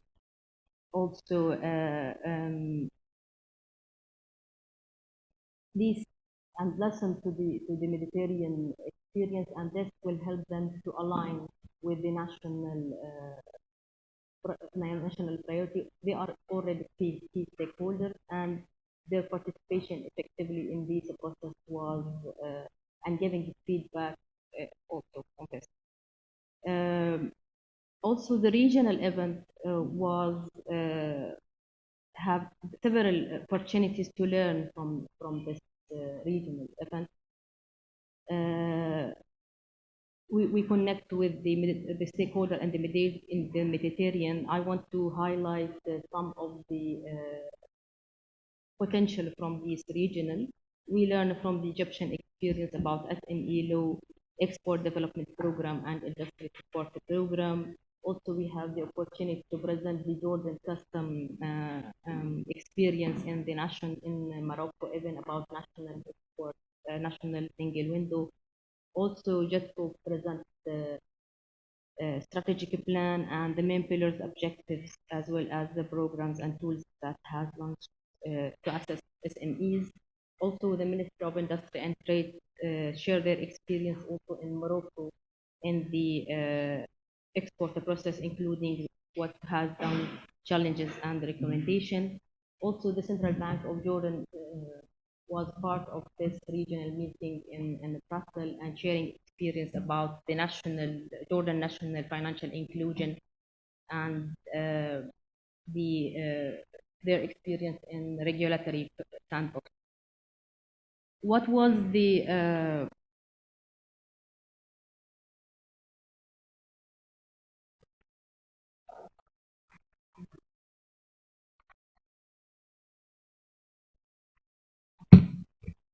action that I think that we need, that was very fruitful regional networking event, especially the one that was held in Rome. It really was very successful. Also, the roadmap and comparative studies, although it take a long time to get complete, but actually it was very useful. Also, the capacity building initiatives. For the recommendation to enhance the role of SBA, I think that we need to maintain this network by attending a regional EU meeting, especially for formulating and planning a future project. Also, obtaining extra outcomes through benchmarking and extensive content analysis, capitalizing on existing knowledge. I think the existing knowledge that produced by MED MSMEs team and the SBA coordinator need to capitalize and to work on the future plans. Also, raising awareness and improving the communication and continue on sharing experience through the tabadul and at least what up group until we have the alternative in the future. Thank you again for your support, and thank you for the SBA for sharing experience. I think that we all become a family more than just SBA coordinator or thank you again. Thank you, Mira, for sharing all this with us. Now I will invite Mrs. Manel Yassin, economist from the Ministry of Industry, Lebanon, to have her presentation. You have a PowerPoint, Manel, Thank you, right? Mrs. Tuja.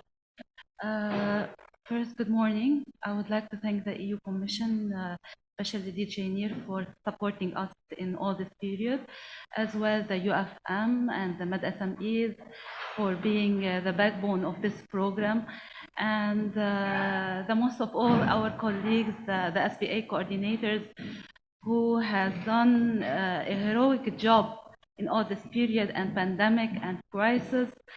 And without them, I'm sure I don't have. I don't have.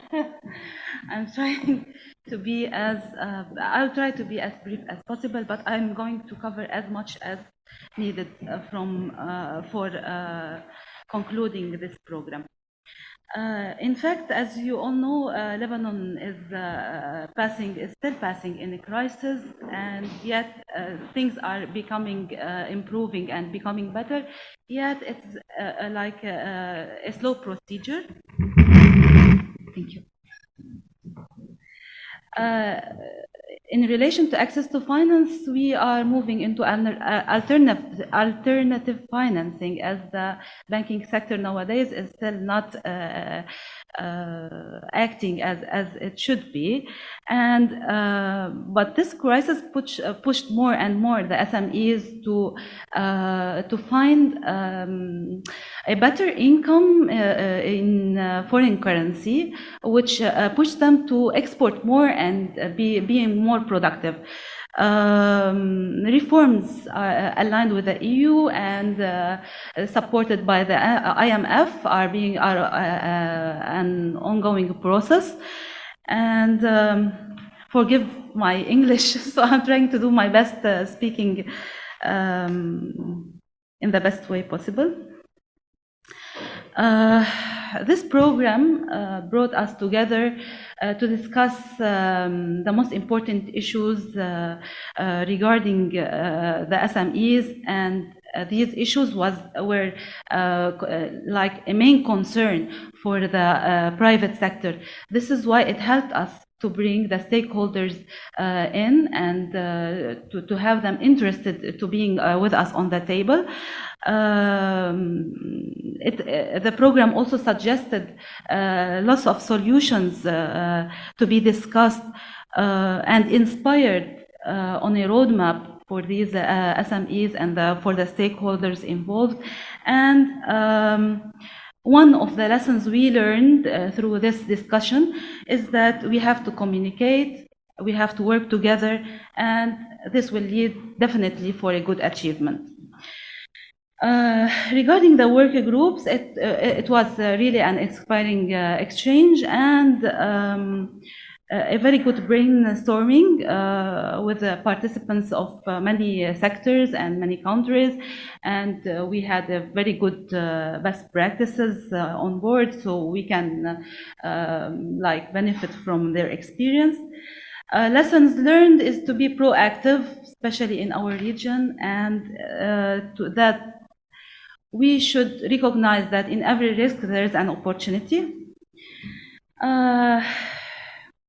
There are many things to build on regarding the recommendations of this program. We need to work better on the regional counter guarantee to achieve this project. PSD2 was one of the important things. Regulatory sandbox and digital trade and single window. I also support my colleagues who talked about the green industry and a green approach for the region. I want to draw your attention to something. Unfortunately, regarding the SBA coordinators, since the ministers of industry stopped to convene, the role of the SBA coordinator started to weaken, because we are not nowadays recognized, and our role is not recognized in our countries. They think that we are some kind of experts, not the real coordinators, because the role of the ministers now, they are not that involved as they used to be. Now the working program is approved by the ministers of foreign affairs, and the communication between the ministers is not as strong as it should be. We also look forward to a bigger role for the EU commissions and the delegation of the EU commissions in our country. Not only communicate with the SBA coordinators, they should also coordinate with each other across the region to see how we can support each other and to build on regional projects and bilateral projects in between the delegation and the SBA coordinators. And I think we should also not forget to mention the new economic bonding and grouping that is happening nowadays. We could not put in our background closet the BRICS alignment, and because of what is happening here, we should consolidate more the bond of our collaboration. The EU and the Euromed region should work together more to strengthen our exchange and to open our market together. And we have to consider more that the product is not only a tangible or material product nowadays. It's more of a digital product, which we can build on that idea, and we can launch a better and a new kind of exchange in the region. I think I covered all that I want to say. Thank you so much, and I thank the program for all the achievement. Thank you, Manal. Thank you for sharing. And 2 points was very interesting to discuss, perhaps after the presentation, the role of SBACs and how to reinforce it, and the cooperation with EUD and with UFM notably. J'aimerais donner la parole tout de suite à Monsieur Abdelraouf Aissaoui, chef de la division de coopération, partenariat et développement d'expertise à l'Agence nationale pour la promotion des PME. Monsieur Abdelraouf, vous avez le floor. Merci Douja. Merci à tous. Et je voudrais juste commencer par un remerciement spécifique. Vous savez tous que le Maroc aujourd'hui passe par des moments difficiles suite au séisme qui a survenu dans le sud du Maroc. Et je voudrais remercier l'ensemble des partenaires et les pensées qui nous ont transmises sur place et aussi à travers le groupe WhatsApp que nous avons entre nous, les SBA Coordinators. C'est vraiment, c'est très très chaud et ça rentre dans le cœur. Merci beaucoup. Bon, c'est vrai que j'ai une présentation, elle est en français, donc je sais pas si l'ensemble,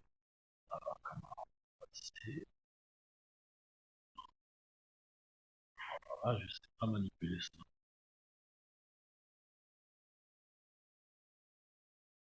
Bon, c'est pas grave. De toute façon, ce que je voulais dire, et j'ai eu la chance aujourd'hui de passer.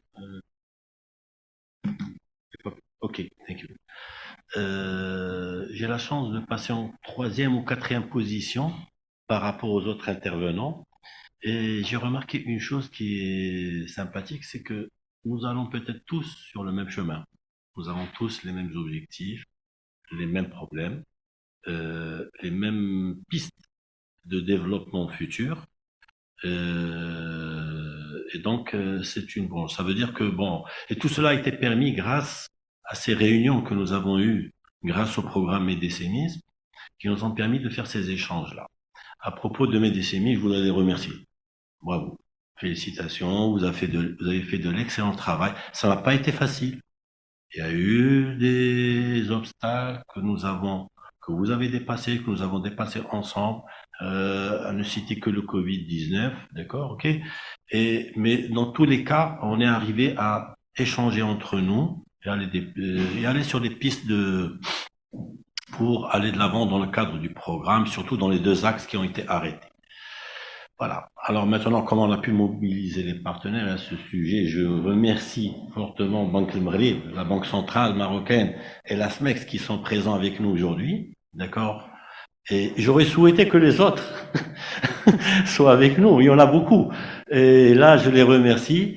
Ça a été facile de les mobiliser dans le cadre des 2 axes qui ont été arrêtés, pour la simple raison que l'Agence nationale pour la promotion de la petite et moyenne entreprise a créé un écosystème dans lequel ces partenaires-là locaux font partie et tous œuvrent pour le développement de la PME.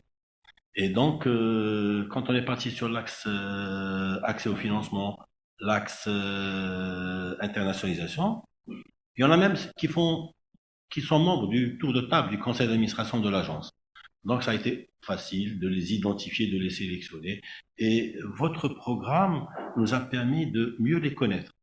Et ça, c'est un point qui est, moi, en tant que membre de cet écosystème, de mieux les connaître, de savoir mieux ce qu'ils font par rapport aux 2 axes. Le micro. Ok, désolé. Hein.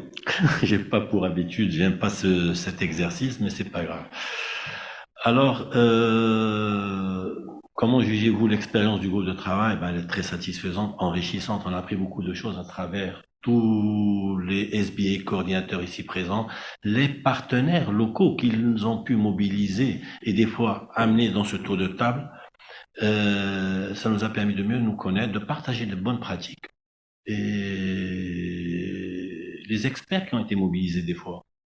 Je ne parle pas uniquement des experts de MED MSMEs, du programme, mais des fois, vous nous avez amené des experts dans certains domaines, desquels nous avons appris beaucoup de choses. Donc, et s'il y a quelque chose de positif à tirer, on va mettre en premier lieu, c'est ce partage de bonnes connaissances dans ce programme-là.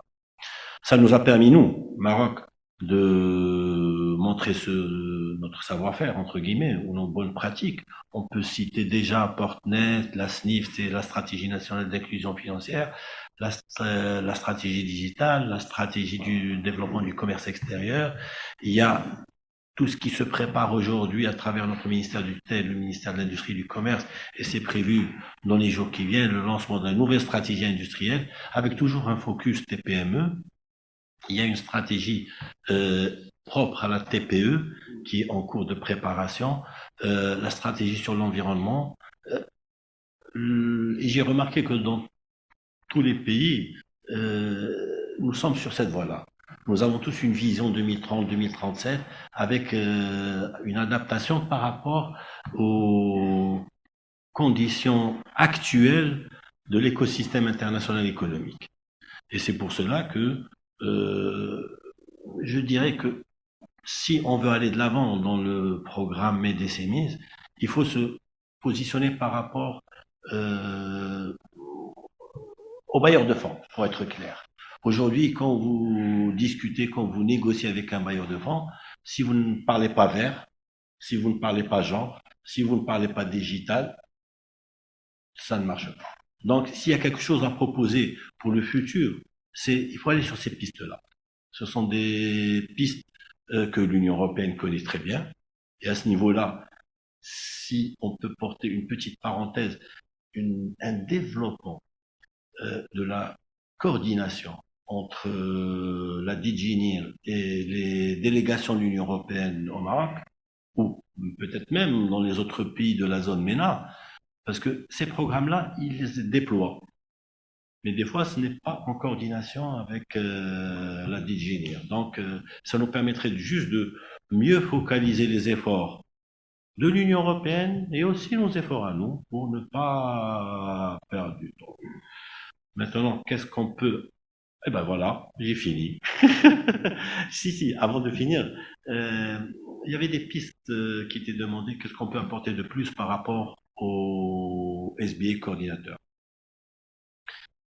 Si j'ai une priorité à mettre, c'est développer tout ce qui est appui budgétaire et appui assistance technique.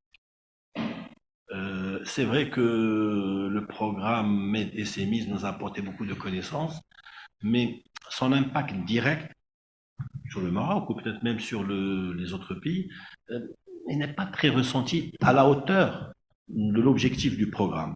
Donc avec un peu plus d'appui budgétaire ou d'appui d'assistance technique, cela nous permettrait de tirer cet impact-là et d'en sortir très satisfaits. Nous sommes satisfaits. Personnellement, je suis satisfait. Deuxième chose, c'est renforcer les compétences internes des SBA Coordinators. Tout ce que nous avons fait depuis 2018, je crois, ou 2019, dans le cadre du programme MED MSMEs, ça a été du positif. Il faut continuer. Il faut le renforcer des fois dans des, comment on appelle ça, dans des thématiques qui ne sont pas propres aux thématiques du SBA Coordinateur. Pour exemple, nous, on est beaucoup plus porté par rapport à l'agence, à tout ce qui est industriel. Le monde de la finance, c'est vrai qu'il y a le Banque Maghreb, il y a le ministère des Finances, mais renforcer les compétences à travers cette liste des tours et tout cela, c'est quelque chose qui serait très intéressant. Et voilà. Bon courage pour la suite. J'espère que je n'ai pas été long. Merci à tous. On arrive à la fin. J'espère que c'est pas la fin, qu'il va y avoir une suite, une saison 2. Voilà. Et bon courage à tous. Merci, Serge. Merci encore une fois. Merci à tous. Merci, Serge Abdellaouf. On va terminer ce premier tour de table par la Tunisie avec Monsieur Ali Gomri, chef de département de la coopération internationale à l'Agence de promotion de l'industrie et de l'innovation. C'est Ali, tfadl. Bonjour. Bonjour à toutes et à tous. Tout d'abord, je voudrais remercier toute l'équipe du programme MED MSMEs ici présent avec nous et les experts qui ont participé tout au long de ce programme. Donc, je vais parler de la mobilisation des parties prenantes dans ce programme après plusieurs initiatives qui ont été entreprises par le programme pour soutenir et mobiliser les parties prenantes autour d'un dialogue public-privé portant sur les priorités nationales au sujet de l'accès au financement et l'internationalisation, notamment l'impact de la microfinance, l'évolution des fintech, la crowdfunding, le développement des exportations. C'était un exercice très intéressant, une expérience réussite, avec une approche à l'échelle nationale qui a été soutenue par le partage d'expériences au niveau régional, soutenu aussi par les discussions dans les 8 pays du sud de la Méditerranée, portant sur les politiques, des réglementations, des dialogues et outils de gouvernance, qui nous a permis d'ouvrir la voie pour diffuser et soutenir l'idée de mettre en œuvre des nouveaux produits innovants dans un avenir proche, et que ça va être intégré dans les prochaines stratégies nationales, à l'instar du programme de l'industrie Horizon 2035. Il nous a permis aussi de rédiger des plans d'action au niveau national et de le partager avec les décideurs et de le partager avec le secteur public pour approbation. C'était intéressant de débattre les études comparatives, les notes documentaires élaborées par les experts. C'était partagé avec les membres du groupe de travail qui ont enrichi ces documents. Aussi, c'est important d'exploiter le potentiel et sensibiliser les décideurs politiques aux nouvelles solutions technologiques qui doivent être intégrées dans les stratégies nationales et dont l'usage doit être facilité par des réglementations et des infrastructures assurant l'interopérabilité. Par rapport à la méthodologie, c'était une contribution de différentes parties prenantes à l'échelle nationale. La constitution de groupes de travail thématiques avec des représentants du secteur privé et du secteur public était fructueux, puisqu'on a assisté pendant plusieurs work groups et des workshops à la présence de à peu près une centaine de représentants de tous les banques tunisiennes, de la douane, des institutions, des représentants des confédérations privées, des représentants des différentes institutions publiques, qui nous a permis d'animer les dialogues d'une manière collaborative et sensibiliser les décideurs politiques et les régulateurs. On a aussi, il nous a permis de faciliter le partage d'expériences entre institutions, l'échange des points de vue et des meilleures pratiques sur le politique et les outils soutenant le développement des micro et petites moyennes entreprises, et pour arriver à un partage des objectifs communs et de s'orienter vers des solutions et des priorités. C'est ce qu'on a fait avec la proposition de projet pilote pour l'internationalisation de PME au prévu du ministère de Commerce. Ces différents dialogues dans le cadre du groupe de travail et les interactions bilatérales ont permis d'identifier parmi ces propositions les axes pour lesquels le programme régional pourrait avoir une valeur ajoutée et servir à la mise en œuvre, comme le portail, comme l'adoption de la loi de crowdfunding et bénéficier des expériences des collègues du Maroc, de la Jordanie, de l'Égypte, du Liban. On a bénéficié de toutes leurs échanges, leurs expériences.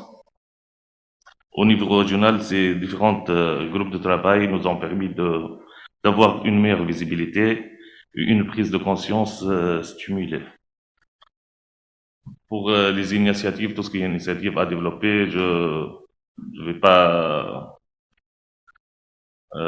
énoncer une panoplie, mais les plus importantes pour nous, c'est l'amélioration de l'accès au financement pour les petites et moyennes entreprises, et notamment les femmes, l'appui à l'amélioration de l'utilisation des services numériques pour un meilleur accès au marché des micro et petites moyennes entreprises, et l'appui à l'amélioration et l'élaboration des politiques et de réglementation simplifiées en matière de microfinance. Pour des recommandations pour améliorer le rôle de SBA Coordinators dans le futur, je propose d'offrir une formation continue sur l'évolution des réglementations, des meilleures pratiques et tendances émergentes dans le secteur des petites entreprises, et de mettre à jour régulièrement des responsabilités de coordinateurs afin de s'adapter à l'évolution des besoins commerciaux et aux changements réglementaires. En mot de fin, je tiens encore à remercier l'équipe du programme MED MSMEs après tous 6 mois d'engagement, des travaux élaborés, malgré le passage par le Covid qui nous a obligés de reporter certaines activités ou de le passer au mode hybride ou en ligne. Merci beaucoup.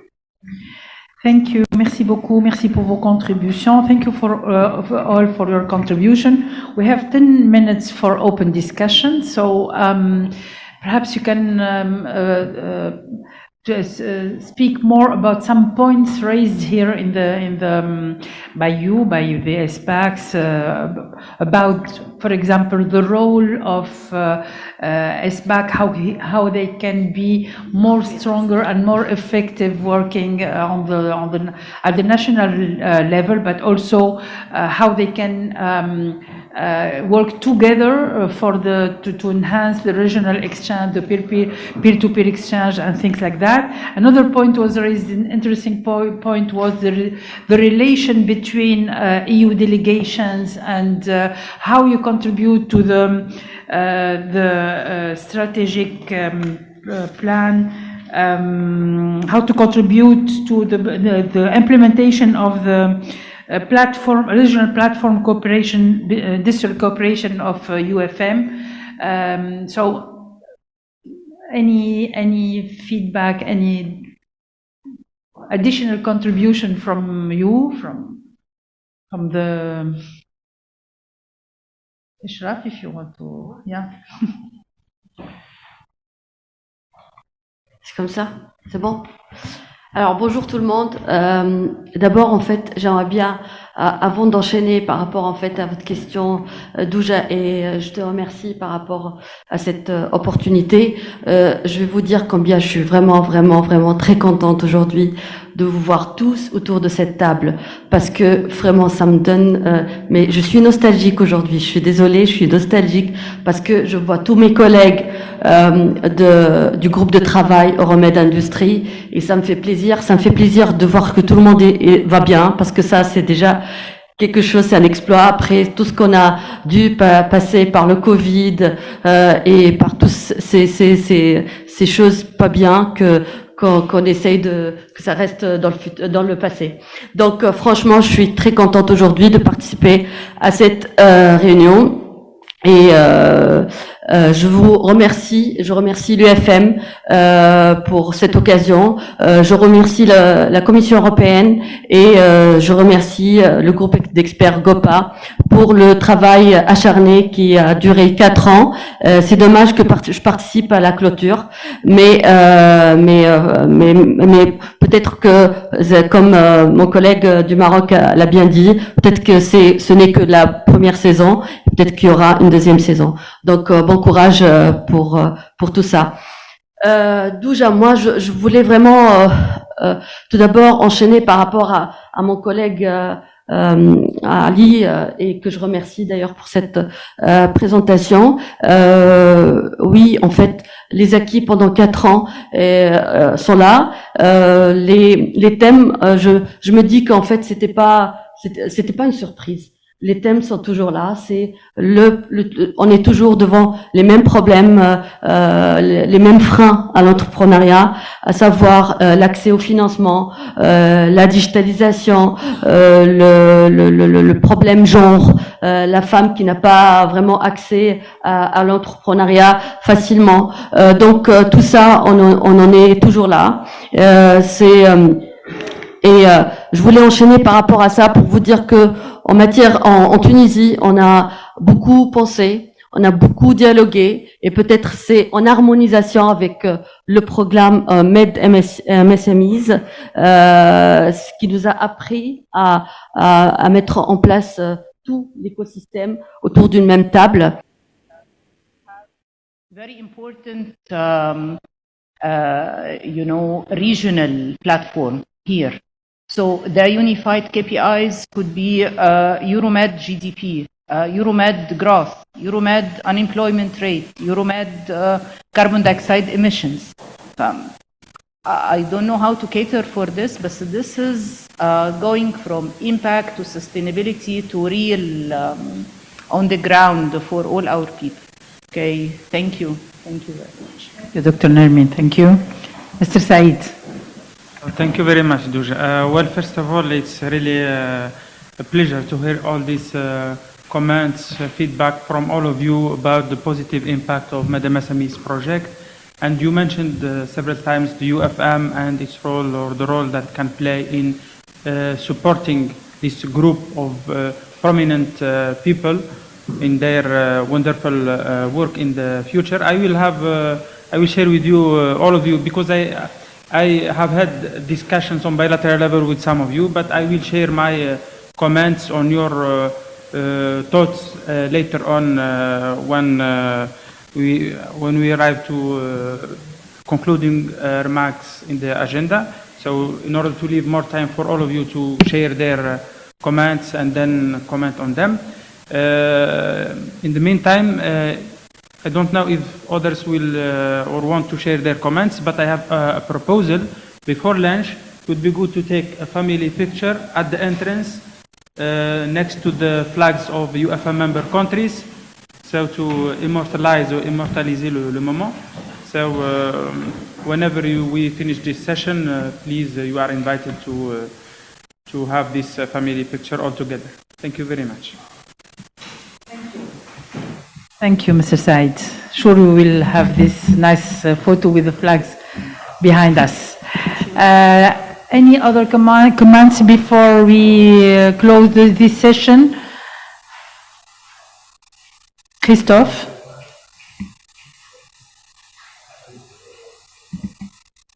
Paolo?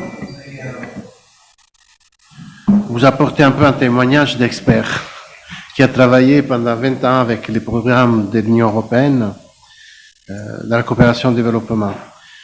Effectivement, j'ai découvert à travers ce programme régional, parce que j'ai toujours travaillé comme expert dans un pays, donc toujours dans le cadre de la coopération bilatérale, et j'ai découvert avec ce programme régional l'importance de ce network, de ce réseau des SBA Coordinators et de cette plateforme de l'UFM que je connaissais, disons, de loin, mais là je l'ai pratiqué et je me rends compte de l'importance stratégique de cette plateforme pour la coopération à Euromed. Effectivement, s'il y a une chose que j'ai appris, et que à travers notre programme et le travail fait par le working group, les SBA Coordinators, on a favorisé un peu le décloisonnement, la coordination entre différents départements et ministères, ce qui est tout à fait normal, parce que les thématiques que nous avons traitées sont des thématiques horizontales. Vous ne pouvez pas parler d'industrie sans vous occuper également des aspects liés à l'exportation des produits industriels. Comme vous ne pouvez pas parler d'exportation sans approfondir des aspects comme les quality standards, l'impact environnemental, la digitalisation, qui sont des aspects transverses. Donc, ce travail que nous avons fait, je pense, a favorisé cet échange d'informations et cette coordination interinstitutionnelle. Par contre, je me rends compte, et c'est là que si nous voulons capitaliser tout ce travail de ce programme, mais je suppose également des autres programmes régionaux de l'Union européenne, l'importance d'une coordination renforcée, d'un travail renforcé entre Bruxelles et les délégations et l'UFM au milieu. C'est-à-dire qu'un nouveau programme devait être celui-là d'appuyer l'UFM à travailler pour ce renforcement de cette coordination, et c'est-à-dire un ancrage un peu plus proche de ces programmes régionaux à la dynamique nationale via les délégations européennes. Donc effectivement, je pense que des meetings, des réunions régulières ont été demandées entre ce qui fait le régional et le national bilatéral, et ça va répondre aussi à l'interrogation de madame, de l'ingénieur Nermine Aboulata sur les KPIs communs. On ne peut pas avoir des KPIs communs si on se parle pas autour de ça. Et donc, on a des définitions, OK, qu'est-ce qu'on entend par impact environnemental MED, Euromed? Tous les pays doivent être d'accord, on prend la même mesure et on travaille, on intègre ça dans tous les programmes bilatéraux également, parce qu'après, on va mesurer et régionaux qui vont suivre. Donc, ce travail de suivi et de renforcement, donc de dialogue, parce qu'il y a énormément de programmes entre Bruxelles et les délégations, je pense que l'UFM est le meilleur acteur qui peut assurer cet ancrage. Je parle en qualité d'expert, donc sans toucher les aspects politiques de l'affaire, mais comme expert, je pense qu'il y a un travail à faire à ce niveau-là. Et j'espère vraiment qu'il sera soutenu par les prochains programmes de l'Union européenne.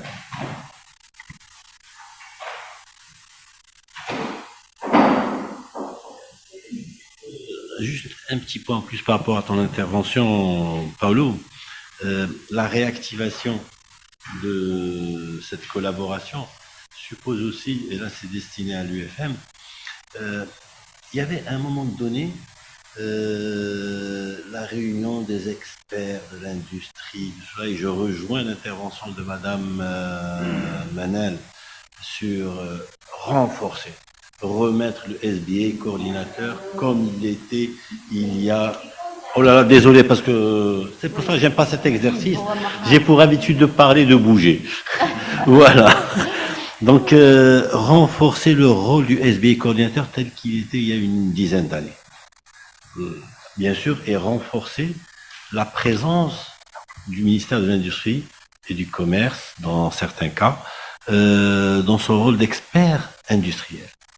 Parce qu'en général, comme vous le savez tous, une stratégie, elle descend de haut, sur la pyramide, et elle s'est appliquée par, dans notre cas de figure marocain, c'est notre ministère de tutelle, d'accord, et l'application, c'est l'agence, voilà, sur le volet, bien sûr, PME.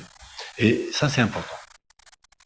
Je pense qu'on voit de moins en moins, c'est vrai qu'on aurait pu les inviter, mes collègues du ministère de l'Industrie, pour être présents avec nous, mais le rôle, c'est pas ça, c'est la stratégie, c'est l'opérationnalisation de ce qui va être décidé et le déploiement à travers les partenaires locaux. Merci.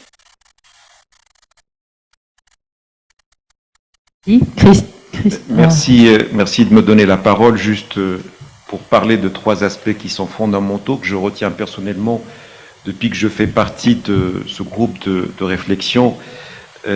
La première, elle est fondamentale à mon sens parce qu'au fait, elle est holistique. C'est-à-dire que dans ces débats et ces échanges auxquels j'ai participé, il y avait l'implication et du secteur public et privé. C'est-à-dire qu'il y a une vision qui est systémique, qui est globale et qui, bien sûr, répond à la problématique du développement d'une manière élargie. Donc on a le secteur privé et public qui réfléchissent, parce que quand on parle de développement, on ne peut pas occulter un acteur aux dépens d'un autre. Et vous l'avez dit judicieusement, le développement, il a été impacté par plusieurs éléments. Parce qu'en fait, j'ai entendu aussi parler de la Covid-19, qui a changé complètement le paradigme de réflexion et d'action sur le terrain, notamment pour les opérateurs économiques. Et vous étiez là aussi pour mettre l'accent sur cet aspect-là, notamment sur les problématiques de l'agilité, les problématiques de résilience, parce que nos économies doivent être résilientes pour accompagner cette imprévisibilité au niveau de l'économie. Parce que quand j'entends parler de stratégie 2030-2025, je pense pas qu'on est actuellement en mesure de se projeter au-delà de ça, mais surtout de doter l'économie de ce qu'on appelle les mécanismes pour qu'ils puissent accompagner ces évolutions. Il y a des nouveaux paramètres qui rentrent, l'économie verte, inclusive, etc. Et je pense qu'au même au niveau de la sémantique, vous avez élargi ce spectre de manière à ce qu'il puisse englober ces facteurs-là. Donc je pense que sur le plan méthodologique, vous avez réussi à inculquer cette donne qui consiste à dire élargissons le débat quand on parle de développement. Le développement, ce n'est pas que l'industrie en elle-même, mais c'est-à-dire aussi le climat d'affaires. C'est aussi les éléments de facilitation qui vont permettre à cette économie de s'épanouir. Il y a un deuxième élément qui est important, c'est la conduite de changement. Parce que quand on décline une vision, il faut aussi quelque part accompagner les acteurs impliqués dans cette vision de manière à ce qu'ils puissent se coordonner, qu'ils agissent d'une manière cohérente dans ces efforts-là. On ne peut pas, quand on définit une politique ou une vision, et ça aussi vous l'avez mis en exergue à plusieurs, et ça je suis très content que vous puissiez l'aborder, c'est-à-dire un développement sans conduite de changement, sans accompagner les gens pour qu'ils puissent s'approprier des nouveaux mécanismes de réflexion, ce n'est pas du tout possible. Et quand on parle, par exemple, de l'export, et ça je m'en suis rendu compte, je reviendrai là-dessus cet après-midi, parce que c'est là où j'aurai l'occasion de parler de témoignages, quand on parle d'investissement ou d'export, ce n'est pas qu'un élément au dépend d'autres. C'est-à-dire que la performance, elle est aussi au niveau de la logistique, de l'innovation, de beaucoup de facteurs qu'il faut réunir de manière à ce que nous puissions arriver à ce qu'on appelle le développement inclusif, dans lequel on a le genre, on a les jeunes, parce qu'au fait, c'est eux qui sont le porteur du développement de demain, et aussi les nouveaux paramètres de développement. Donc vous l'avez cité, l'économie verte, et peut-être d'autres choses, parce que vous savez, quand on parle de digitalisation, on va être impacté fortement, surtout que pratiquement 60% des métiers de demain ne sont pas encore connus, alors alors que nous vivons actuellement. Donc voilà ce que je voulais ajouter dans un premier temps avant d'arriver sur les témoignages et merci beaucoup. Je souhaite non seulement qu'il y ait une saison 2 mais 3 et 4 parce que vous avez, c'est sérieux, sans parler du format qui est un succès, c'est-à-dire de nous réunir, de nous permettre de parler et surtout sans censure. Et ça, c'est fantastique, c'est-à-dire que nous pouvons dire, nous pouvons parler d'économie d'une manière libérale, d'ouvrir aussi le débat au secteur libéral de manière à ce qu'il puisse aussi sensibiliser le secteur public parce qu'à un certain temps, on avait l'impression qu'on ne parlait pas le même langage. Et c'est vrai, parce que les référentiels ne sont pas les mêmes, mais vous êtes là pour nous rapprocher, pour que nous puissions avoir ce même référentiel et surtout d'avoir les mêmes soucis parce que quand on parle de développement, il faut qu'on soit inclusif. Merci beaucoup. Merci à vous. Christophe. Je vais pas faire la synthèse de tout ce qui a été dit ce matin, parce que sinon, on va pas déjeuner. Je pense que là, pour le coup, ce serait une erreur. Juste peut-être une chose que je retiens, c'est d'abord l'intégration régionale et la manière de la mesurer. Ça, c'est effectivement quelque chose qu'il faut mettre au centre des futurs programmes. On fait le plaidoyer aussi pour la réactivation du SME Policy Index pour la région Sud-Méditerranée. Le SME Policy Index, c'est vraiment quelque chose d'extraordinaire, c'est un outil extraordinairement puissant qui continue à être activé en Asie centrale, en Asie ou en Amérique du Sud. Pourquoi cet index de mesure des réformes politiques s'est arrêté dans le sud méditerranéen? Ça, bon, il y a probablement des explications, mais je pense que ça, c'est quelque chose qu'il faut réactiver de manière prioritaire. Bon, donc je vais m'arrêter là, parce que, encore une fois, on me dit souvent que je suis trop bavard, que je parle trop. Merci beaucoup pour vos bons mots, pour vos remerciements, mais je dirais juste la choukran à la wajib. Donc nous avons fait ce que nous avions à faire. Merci.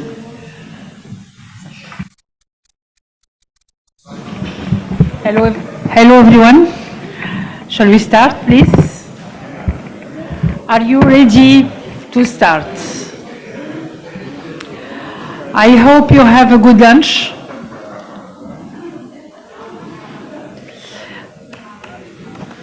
I hope you have a good lunch and ready to start this last session of the day.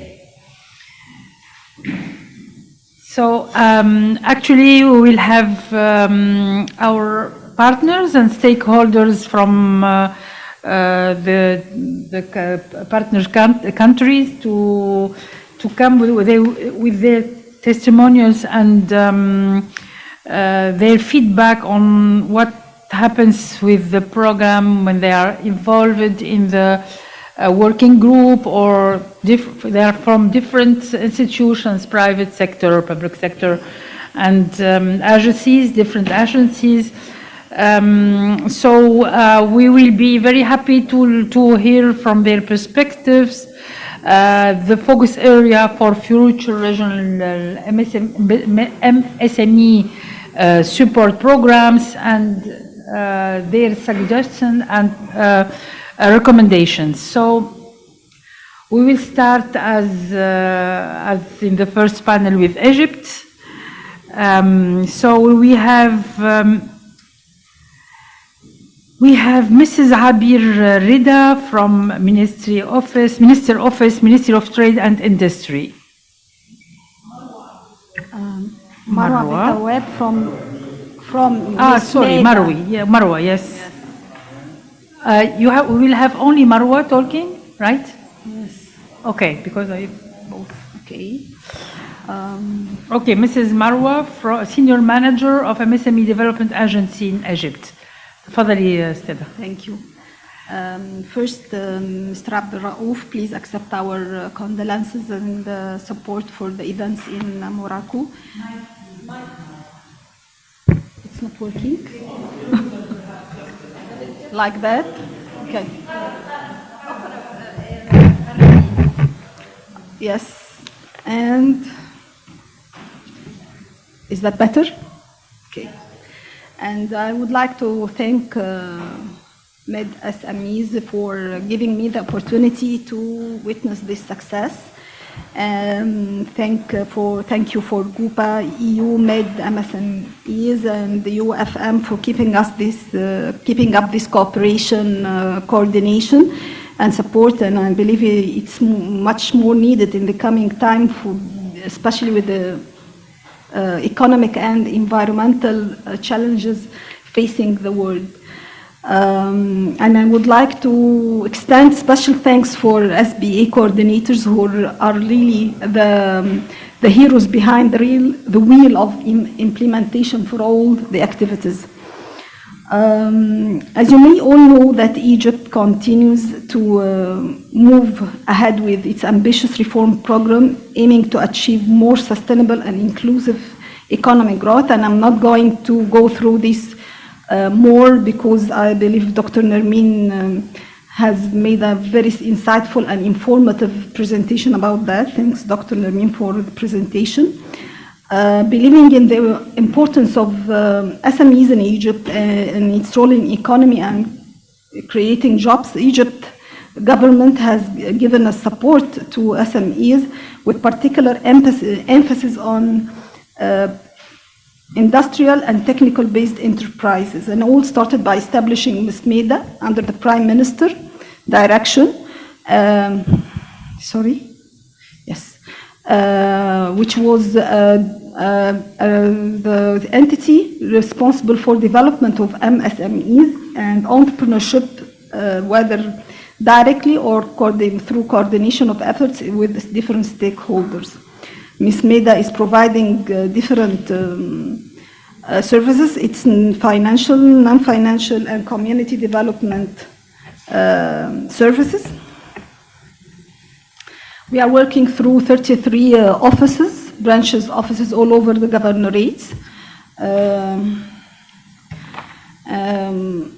And after that, the government started giving a hard push to SMEs through many ways after establishing the MED. And I think it was mainly related to the ecosystem.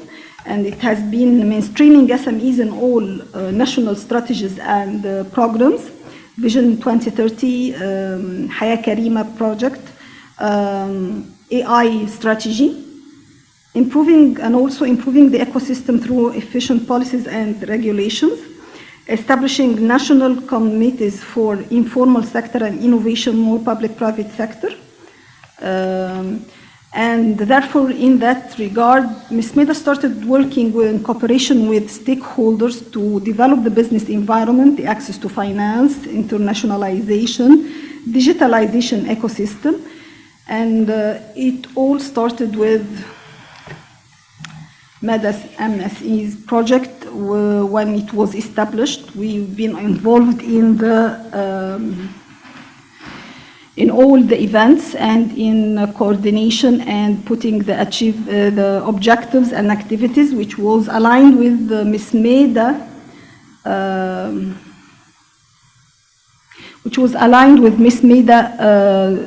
thoughts to implement its mandate related to policies. So it really was the first time for MED to work in the inclusive and sustainable growth through policies and regulations lenses. Thanks to the project for that. And I would like to say that the project has achieved a lot of support to MED in many ways. Activities has been very rich and varied: webinars, surveys, info sheets, roundtable, tackling different needed topics for SMEs in the region, access to finance, fintech. We've even been negotiating with OECD for doing a project for SME policy with a specific fintech lens according to outcomes of MED MSMEs projects. And also, I would like to highlight that the project has invited many expertise to share knowledge and experience. And also, it's supported Egypt through issuing Egypt country outlook and a roadmap about access to finance and expert. It introduced a paper about finance in Egypt with focus on CBE and FRA initiatives. And also it introduced to us the new agenda for Mediterranean, one partnership with Southern Neighbourhood. Going forward, it's very important to support enabling an inclusive fintech industry, which is significantly growing in Egypt. We need more innovative financing tool instruments from MSMEs, a green approach for SMEs, digitalization, supporting more policies related to SMEs, because it's, I think, SMEs need more support in this area for developing and to grow. And I would like to thank the project for all the efforts and the support given, and thank you for always being there. And I would like to have a quote from the project. It's from Policies to Impact. So I think it's time to start working for policies for SMEs and having the impact clear, so we can plan for the coming years. And as I always say, we have a long way to go, but we are on the right track to have a flourishing and entrepreneurial ecosystem, efficient and effective MSMEs policies that all goes into achieving Egypt's Great Reform Program and Vision 2030. Thank you so much.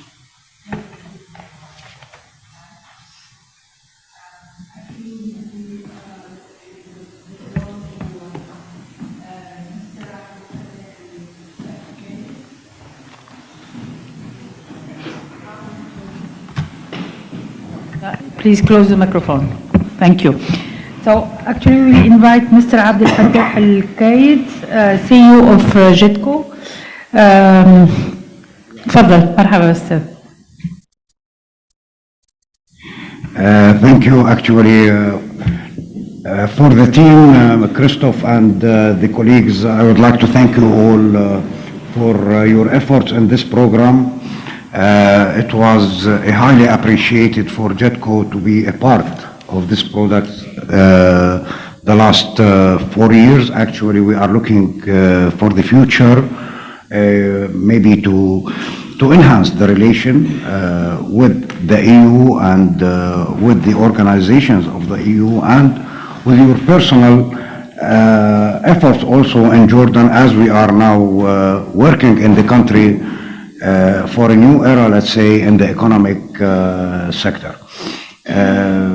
First of all, maybe for myself, I was participated in this program, maybe in the two main sectors, or in the two main fields, the internationalization and the access to finance. I also had the opportunity to participate in the regional dialogue in Barcelona here, as well as participating in the financial inclusion policies and innovative MSMEs financing. Let me say that on the personal level, I got a good experience. I shared knowledge with the participants from all the parties and all the countries. We built on that. We did maybe some agreements with some of the parties participating in this program.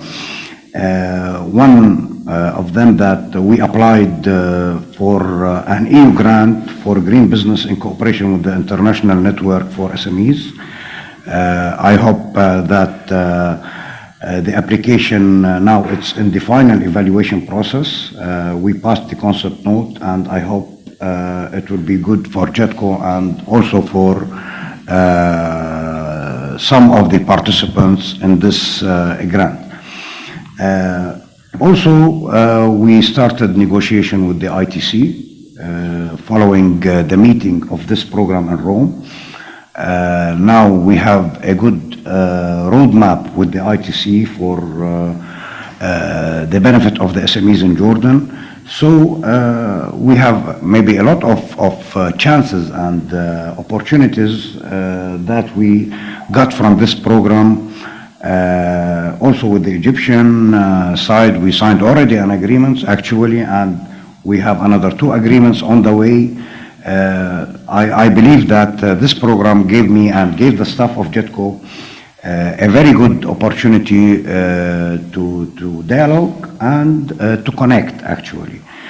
And the other field, we have some maybe suggestions, let's say, for the future, especially the regional network events that we believe that it should be continued and it should be all the time on basis of the mutual benefit for all the participants in this dialogue. Also provide specialized and tailored capacity building programs for business support organization and SMEs to work digitalization and adopting green practices. Let me say maybe out of the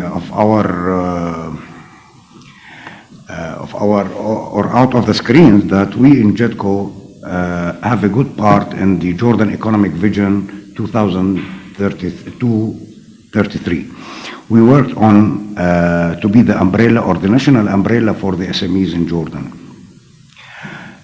I believe that most of our suggestions and thoughts was built from this program actually, and what we got from this program, we start to talk with the another parties in Jordan that it should be adopted for the future of Jordan and the economic vision for Jordan. We succeed in that actually. We succeed in that, and maybe we can pass for you and highlighting some of these suggestions, and which is adopted by the government at the end to be a part from the Jordan vision or Jordan economic vision. Also, we started in Jordan to create a new SMEs privileges law in Jordan. We start unofficial, let's say, talks and negotiations with some of the official organizations in Jordan, like the tax and income tax organization, national security organization, so as to have some more privileges for the SMEs in Jordan. Next step, I believe that maybe at the end of this month, we will start to talk with the private sector in Jordan to have a dialogue about this law or this new law, that it's a part also from the vision of the economic vision in Jordan. Also, maybe we could suggest that benefiting from MED MSMEs results, knowledge database in the development of cross-border projects between Mediterranean countries on topics of common interest, improve the policy making process based on regional experiences as a benchmark of SME strategies for most priorities area, such as digitalization and green enterprise. Let me thank you all. I hope that maybe in the near future we could meet with a new event. Maybe now we are talking with UFM about it in Amman for the next year, and maybe you could be part all in this event, as we could also negotiate and start to talk about the future of our programs in Jordan and in the other countries. Thank you all. Thank you. Thank you. شكرا أستاذ عبد الفتاح. Now I will invite Mr. Mohammed Al Jafari, CEO of Jordan Loan Guarantee Corporation. Well, thank you very much, Doja. Marhaba. Thank you so much.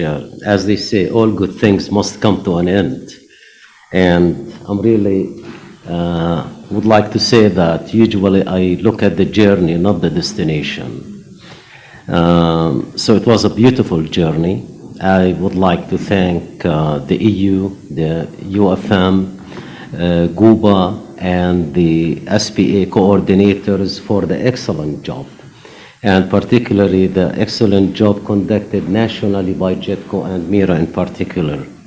The journey in general was very educative, very productive, and it was some sort of thought-provocative. So many beautiful ideas were put on the table and discussed with the participants from different countries. And this is the whole philosophy behind knowledge and experience sharing. The beautiful experiences from the experienced professionals that were shared with the different participants from different countries proved to be very useful for everybody participated. Today I'm representing the Jordan Loan Guarantee Corporation, JLGC. JLGC actually has a very important mandate that focuses mainly on improving access to finance, which was a critical component of the whole MED MSMEs. We also work on supporting national exporters by providing the export credit insurance. We're also the manager for an important project with the World Bank that is related to venture capital investments in the country. About 24 employees from my corporation participated in the activities of the MED MSMEs. I talked to my colleagues who participated in these activities, and we used to carry some sort of discussion after each activity to collect directly a feedback from the participants about the value and the lessons learned from these participations and experiences. In general, it was very useful and very productive, and it opened up many questions that needs further work to be conducted and to be done. As many other organizations in our part of the world, we benefit from so many other initiatives that is supported by the EU, the KfW, USAID, many donor organizations, but it is always our responsibility to make sure that we benefit from different interventions, different support programs that we receive it, to make sure that we place it in the right place, that it is part of our long-term plans and long-term vision. We moved many steps ahead, but the journey is longer than that. Many of the initiatives and the components that were under the MED MSMEs has direct relation to the core of our business, particularly the component of the access of finance.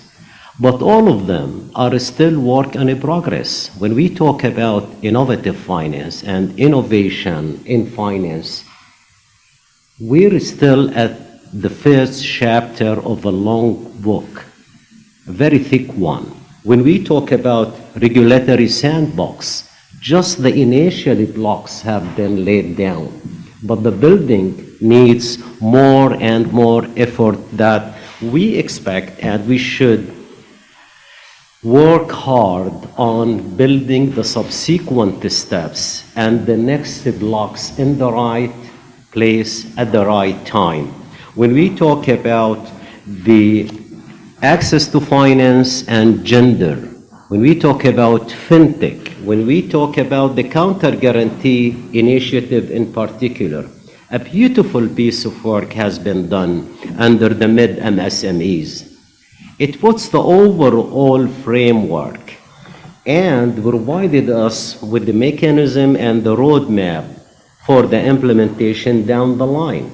But a lot is needed for the next step to make sure that we realize and we reap the benefits of what has been done and what has been achieved.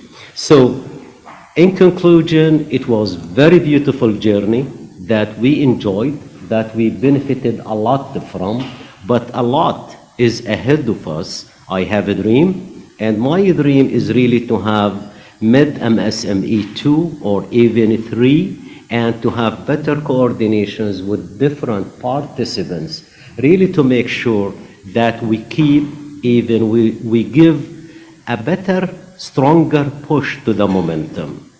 Thank you very much for giving me the opportunity. I'm glad that we get the chance to benefit from the MED MSMEs, and looking forward to continue this beautiful professional discussion. Thank you again. Thank you. Thank you very much, Mr. Jafari. Now we move to the private sector with Mr. Daniel Aboud, board member of Association of Lebanese Industrialists. Mr. Aboud.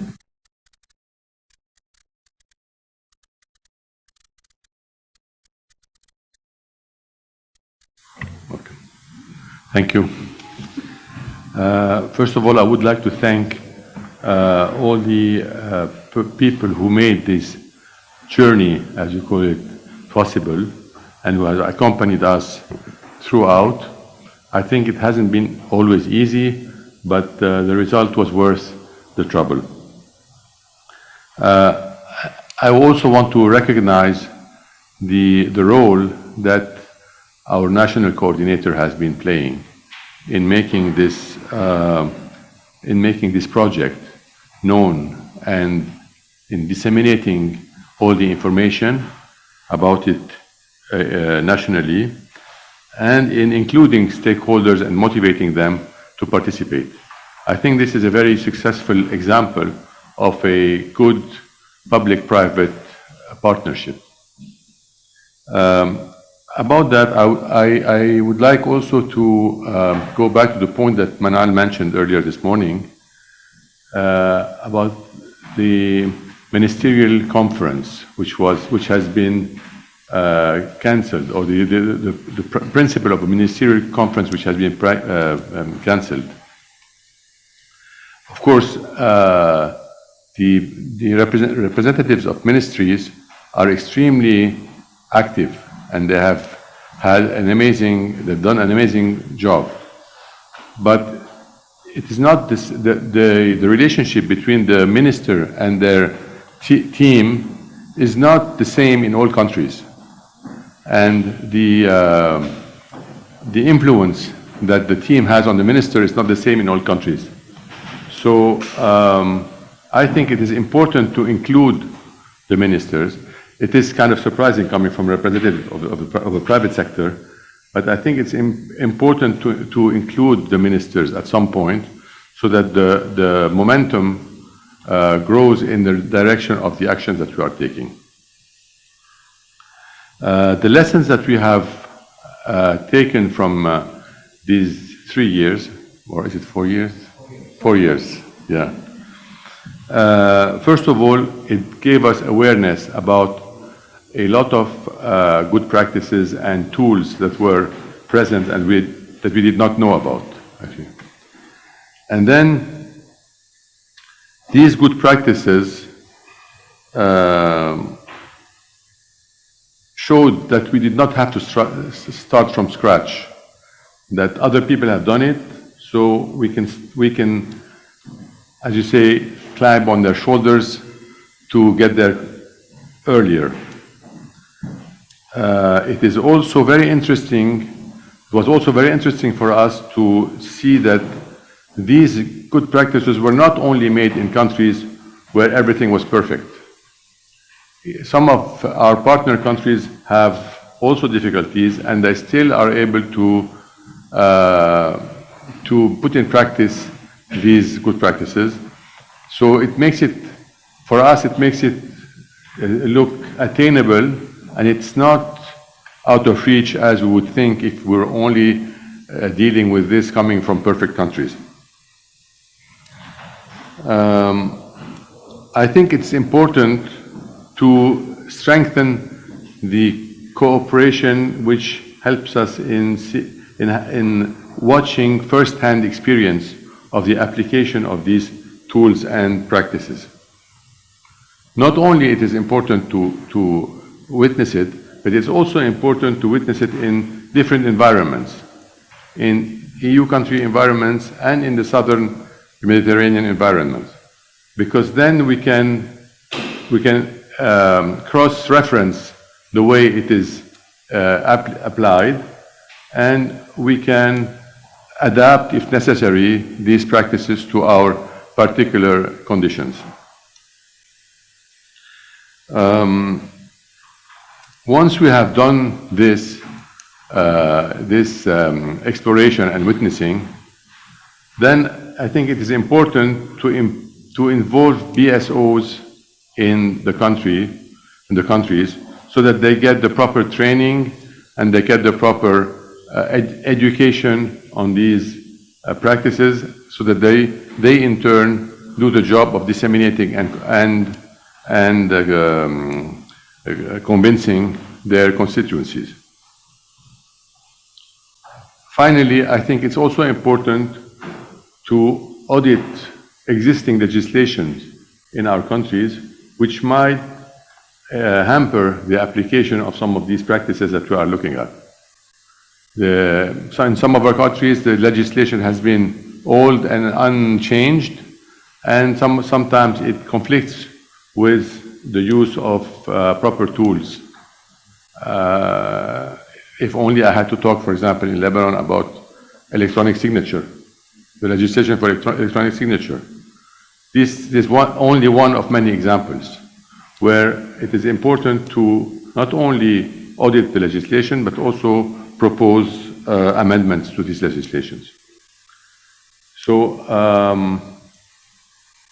I won't be much longer, but I want to thank again the team, and I also want to hope that, like others have done, this project will continue in different phases, so that we might reap the fruits of what we have sowed. Thank you. Thank you so much. We will continue with Lebanon and with Mrs. Samia Isa from Ministry of Industry. Hi. First of all, as I am representing the Ministry of Industry, I would like, on the behalf of the Ministry, to thank you for the project and for all the efforts you are doing.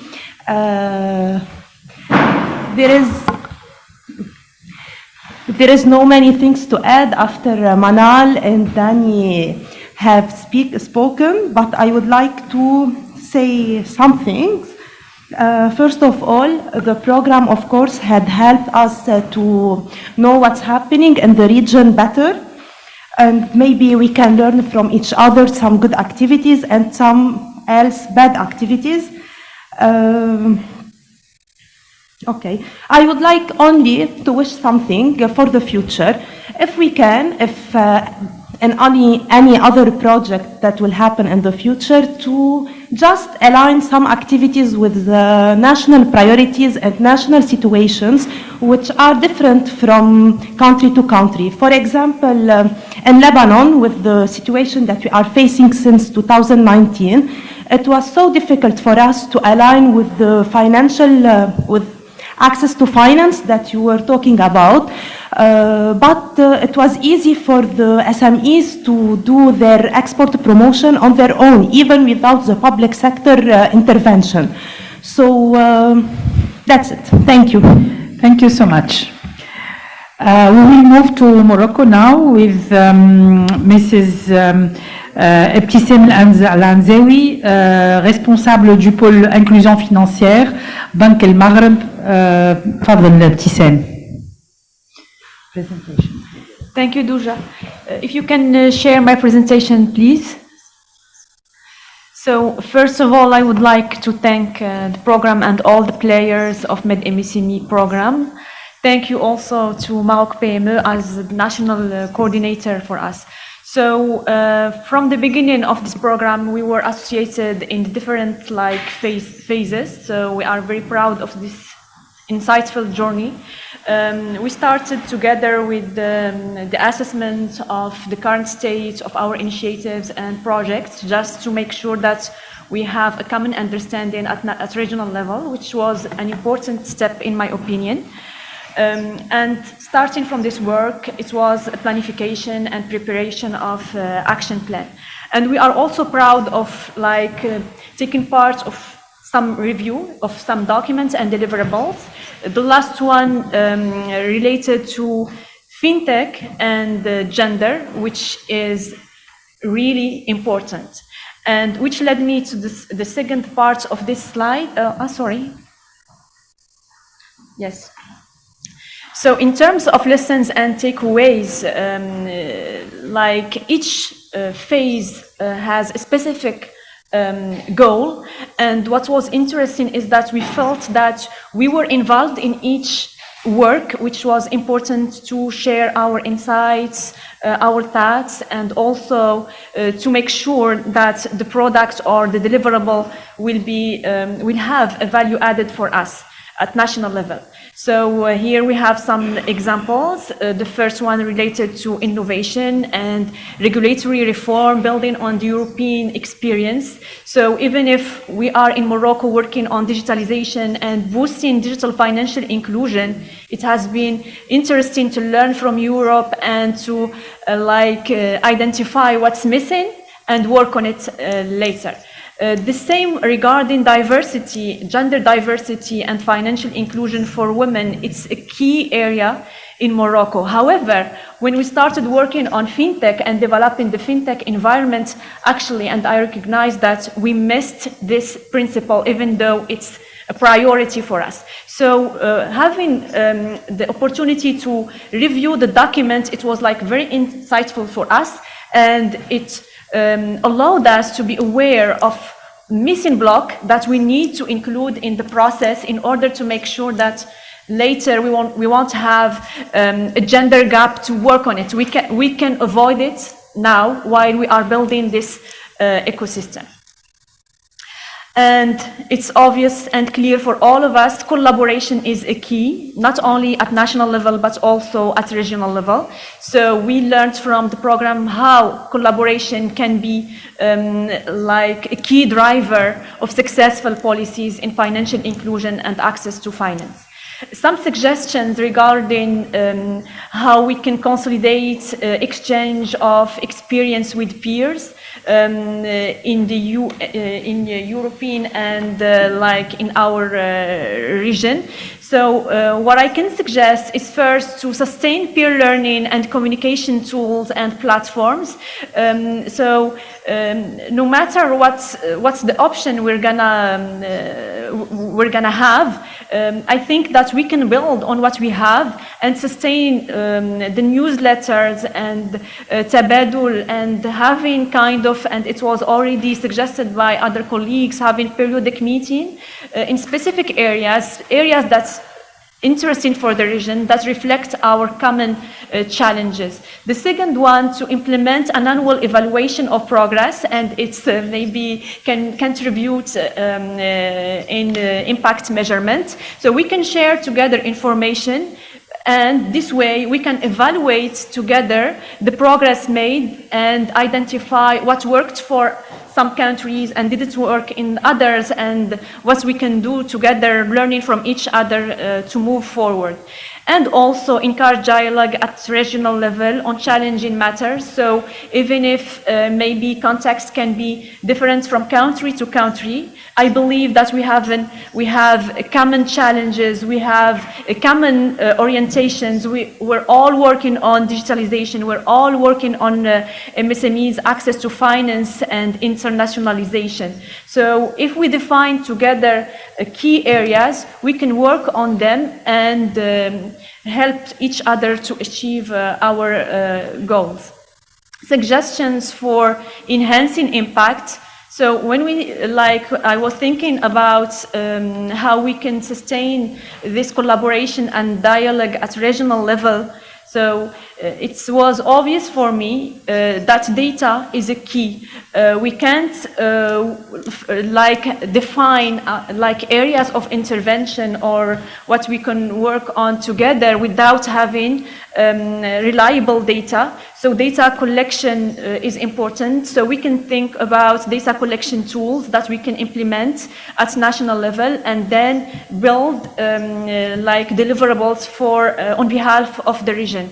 The second one is to ensure national coordination for resources optimization and efficiency. So just to make sure that if we allow resources, we can have a return. The last one, to encourage cross-border projects on common challenges. So here I can suggest as priority areas, and we talked about digital financial services. It's important for MSMEs and also for different segments, individuals in rural areas, in other vulnerable population, in order to make sure that no one can be left behind. Fintech and gender, women and youth financial inclusion. And to conclude, given the context, it's important to be more to be smarter about the areas of intervention. And here it's important to take into consideration climate change and how we can work on financial inclusion as a tool and catalyzer to boost resilience of vulnerable population. And thank you. Thank you, Ptissem. Merci. On continue avec nos partenaires du Maroc. Je donne la parole à Monsieur Mounir Faram, directeur exécutif de la SMEX. Vous avez une présentation, Mounir? Merci beaucoup. Non, je n'ai pas du tout de présentation. Je suis venu avec mes mots et surtout mon discours du cœur pour d'abord féliciter le travail qui était accompli et surtout faire un témoignage. D'abord, présenter rapidement la SMEX qui représente l'organe qui est dédié à l'export et à l'investissement, qui existe depuis une quarantaine d'années et qui a cumulé beaucoup de connaissances et de savoir en la matière de l'export, qui est d'abord une culture. On ne peut pas s'improviser exportateur. Il faut tenir compte de ce qu'on appelle l'offre exportable d'abord existante et des potentialités de marché. Nous avons une spécificité, c'est que dans notre conseil d'administration, nous avons le public qui siège aussi à la SMEX de manière à ce que nous puissions avoir une vision qui est intégrée, concertée, parce que l'économie n'est pas que l'affaire du privé, elle est aussi ce qu'on appelle impactante au niveau du secteur public. Et nous agissons de concert de manière à agir sur la simplification des procédures, sur ce qu'on appelle le climat des affaires et des fois même à avoir une vision cohérente sur les marchés qui nous intéressent, notamment la ZLECAF, la zone de libre-échange africaine, où bientôt nous aurons 1,7 milliard de consommateurs. Et souvent on a tendance à confondre ce grand marché, parce que quand on parle de l'Afrique, ce n'est pas un bloc homogène, c'est des marchés qui sont différents. Donc il faut y aller avec ce qu'on appelle une promotion bien différenciée, une logistique qui est aussi différenciée. Et donc nous essayons d'avoir cette vision globale et intégrée de manière à agir de concert. Et nous avons aussi notre spécificité, c'est que nous avons un positionnement marché qui nous différencie, qui est tout simplement la logique service, c'est-à-dire que nous sommes là pour doter le service privé de ce qu'on appelle un dispositif d'accompagnement qui va du financement jusqu'à ce qu'on appelle la dimension donnée observatoire, c'est-à-dire vers quel métier irons-nous et quelles sont les offres que nous devons destiner à notre marché. Je voudrais juste m'arrêter sur 4 axes majeurs que promeut la SMEX, puis je viendrai sur les avantages qu'on a tirés de ces expériences qui sont très riches et surtout les perspectives. Alors, nous agissons dans ce qu'on appelle d'abord la défense des intérêts des exportateurs à travers ce qu'on appelle les fast track, à travers aussi la facilitation de leur exportation en termes d'assurance, en termes de financement, en termes aussi de savoir et de connaissance, parce que souvent on oublie souvent ce qu'on appelle la notion de valeur ajoutée, parce qu'on peut pas être compétitif s'il n'y a pas du tout cette logique de valeur ajoutée incorporée, injectée dans les offres exportables. Il y a la logique business to business, c'est-à-dire que nous accompagnons aussi nos membres de façon à ce qu'ils puissent aller à la rencontre de leurs homologues, donc à travers aussi des organisations qui sont ciblées, donc nos homologues au niveau international. Et nous avons aussi un pôle qui est très important, à savoir la formation. Je l'ai entendu ce matin, nous avons la SMEX Academy, dont le rôle aussi, c'est d'apporter ce qu'on appelle tous ces savoirs, toutes ces connaissances sur beaucoup de sujets, le packaging, sur des dimensions de traçabilité, de labellisation, etc. Parce que vous savez que le marché devient de plus en plus concurrentiel, donc il faut se doter d'un ensemble de vecteurs différenciateurs. Et il y a un axe qui est très important, et d'ailleurs je me suis enrichi beaucoup des réunions qu'on a eues, qui est la partie export digitalisé. C'est-à-dire que nous avons lancé une plateforme qui s'appelle Export Morocco, dans laquelle on met les catalogues de nos membres de manière à ce qu'ils puissent être d'abord visibles, de façon à ce qu'ils puissent aussi être consultables par les plateformes de consultation et d'achat international. Ça génère à peu près 2000 listes qualifiées par mois, donc génère derrière par la suite des mises en relation, et ça génère aussi beaucoup de ce qu'on appelle de visites, de façon à ce que cette offre exportable soit aussi consultable et attractive. Alors, les avantages tirés, sincèrement, et là je mesure mes mots, ce qui est intéressant, c'est surtout d'accéder par ce qu'on appelle les experts qui se sont d'abord présentés à nous sur ce qu'on appelle les bonnes pratiques et d'autres réalisations qui nous ont ouvert nos champs de perception, notamment sur la monétisation des services et notamment aussi sur la digitalisation de ce portail et surtout de l'élargir sur une dimension beaucoup plus continentale de manière à ce qu'il puisse aussi être au service de différentes régions africaines et pourquoi pas d'autres.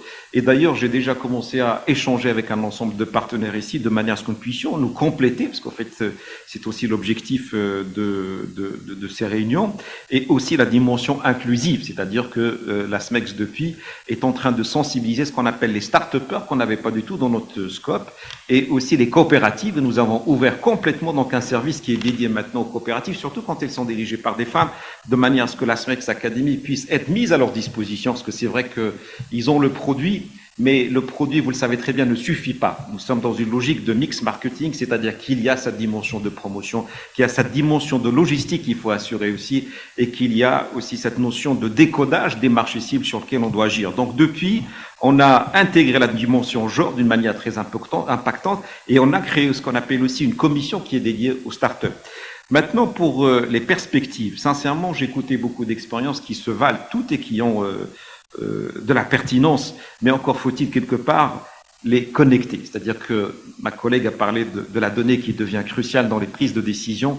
Il faut que nous parvenions à connecter l'ensemble de ces données de manière à ce qu'elles puissent être utilisées dans une logique d'intelligence commune. Il y a une autre dimension qui est intéressante, c'est la mutualisation. Parce qu'il faut qu'on sorte des logiques de concurrence pour que nous soyons dans des logiques de complémentarité. Et je pense qu'on a des économies qui doivent sortir de la logique concurrentielle pour être complémentaires. On assiste de plus en plus à des regroupements de marchés sur la base de complémentarité pour que nous puissions aller sur le marché. D'ailleurs, j'étais étonné des potentialités que vous avez présentées sur le potentiel qu'on a à exporter sur la région. Des choses que moi, personnellement, je ne connaissais pas du tout. Et maintenant, nous sommes en train de réfléchir dans ce sens-là, comment déjà sur la région, nous pouvons agir d'une manière concertée et intégrée. Et il y a aussi la logique de complémentarité. Nous avons des savoirs, nous avons des connaissances, nous avons des volontés, mais à mon avis, vous nous avez donné l'occasion de les rapprocher. Et à mon sens, la deuxième étape, c'est de les mettre en synergie pour qu'elles puissent générer de la valeur.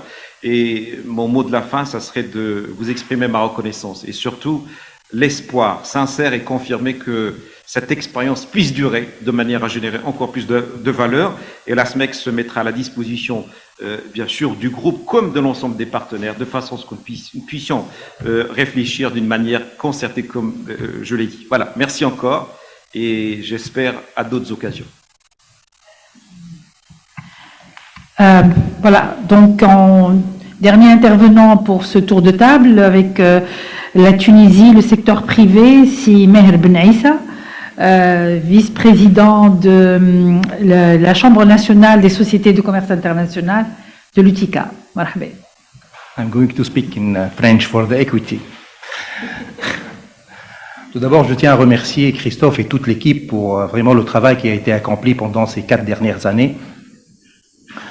Bon, je ne vais pas me contenter par toutes les suggestions ont été bien dites. Cependant, aujourd'hui, le programme qui a commencé en 2019, c'était avant le Covid, avant la guerre en Ukraine, avant que l'Inde devienne 1,4 milliard. personnes, avec une croissance de 10%. Donc je pense qu'entre-temps, il faut changer d'approche, je pense. Pourquoi je dis ça? Parce que l'Union européenne a bien fait de financer et donner son expérience, mais aujourd'hui, si on combat ensemble, on ne combat pas ensemble, notre avenir, ça va être très difficile. Pourquoi je dis ça? Parce que maintenant, il y a la Russie qui est en Afrique, il y a beaucoup de marchés qu'on est en train de perdre. Je pense que la collaboration entre l'Union européenne et les pays du bassin méditerranéen doivent un peu changer et doit être aussi égal à égal. Pourquoi je dis ça? Parce que il faut pénétrer de nouveaux marchés ensemble. C'est ce que l'Union européenne ne peut pas faire toute seule et les pays du sud méditerranéen ne peuvent pas le faire tout seuls. Aujourd'hui, on a les accords du ZLECAf, un marché de 1,5 milliard, d'ici 2030, il sera en 2,5 milliards, et les échanges interafricains sont quasi 15%. Donc, si on pénètre ensemble ce grand marché, on sera tous deux gagnants. Parce que quand on voit la Chine avec 200 milliards de dollars sur le continent africain, on ne peut qu'aller ensemble. Moi, avec les accords du ZLECAf, je pense que la Tunisie a signé avec l'Égypte et 8 pays l'initiative guidée que toutes les marchandises peuvent être sur le marché africain avec un taux d'intégration seulement de 30%. C'est pourquoi aujourd'hui que cette nouvelle approche, il faut que les sociétés européennes, ensemble avec les sociétés du sud de la Méditerranée, collaborent ensemble et en fait exportent à partir de ces pays-là. Je peux aller aussi pour tout ce qui est pays Liban et la Jordanie, ils peuvent aller vers des marchés comme celui syrien, iranien et irakien. Donc je pense que maintenant, les choses ont changé, surtout avec très prochainement, on va ouvrir les nouvelles routes, les transsahariennes, qui vont aller de Alger vers Lagos, Alger vers le Tchad, et sûrement il y aura d'autres routes. Il faut profiter de cette collaboration entre le sud et le nord de la Méditerranée pour aller ensemble vers d'autres pays. Je pense qu'on n'a pas le choix. Maintenant, la guerre, elle peut éclater entre Taïwan et la Chine, je ne sais pas, peut-être. Donc il faut se préparer. Je rappelle deux choses. Il y avait la crise même du paracétamol en France. On a dit même pourquoi toutes ces industries sont assez loin. Et il y a des pays qui sont très proches de l'Europe. À 12 heures de bateau, ils peuvent des usines être installées sur la rive sud. Aussi, pour terminer, je pense que l'Europe aujourd'hui, c'est 420 millions d'habitants. Dans 10 ans, il sera moins.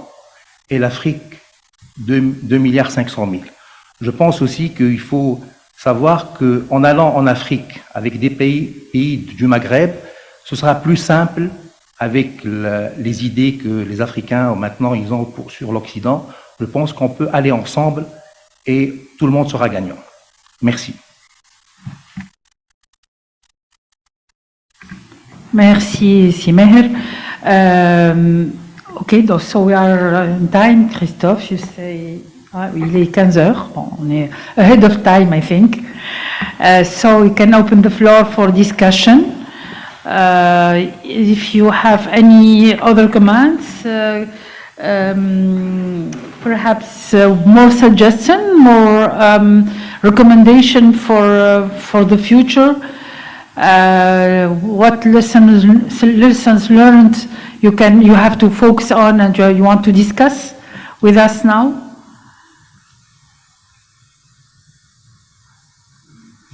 I don't see.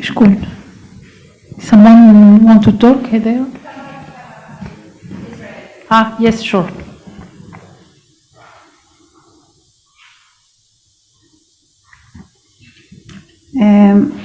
I'm Tamar Mirsky. I'm the head of the regulation unit in small and medium business department in the Israeli Ministry of Economy. And as part of my work, I go over every legislation and check whether it creates an special difficult or barriers to small business. For this purpose, I use the knowledge of what is done in other countries. And I get some of the knowledge from the project workshops. Our representative updates us with the information, and we learn from each meeting that has been done.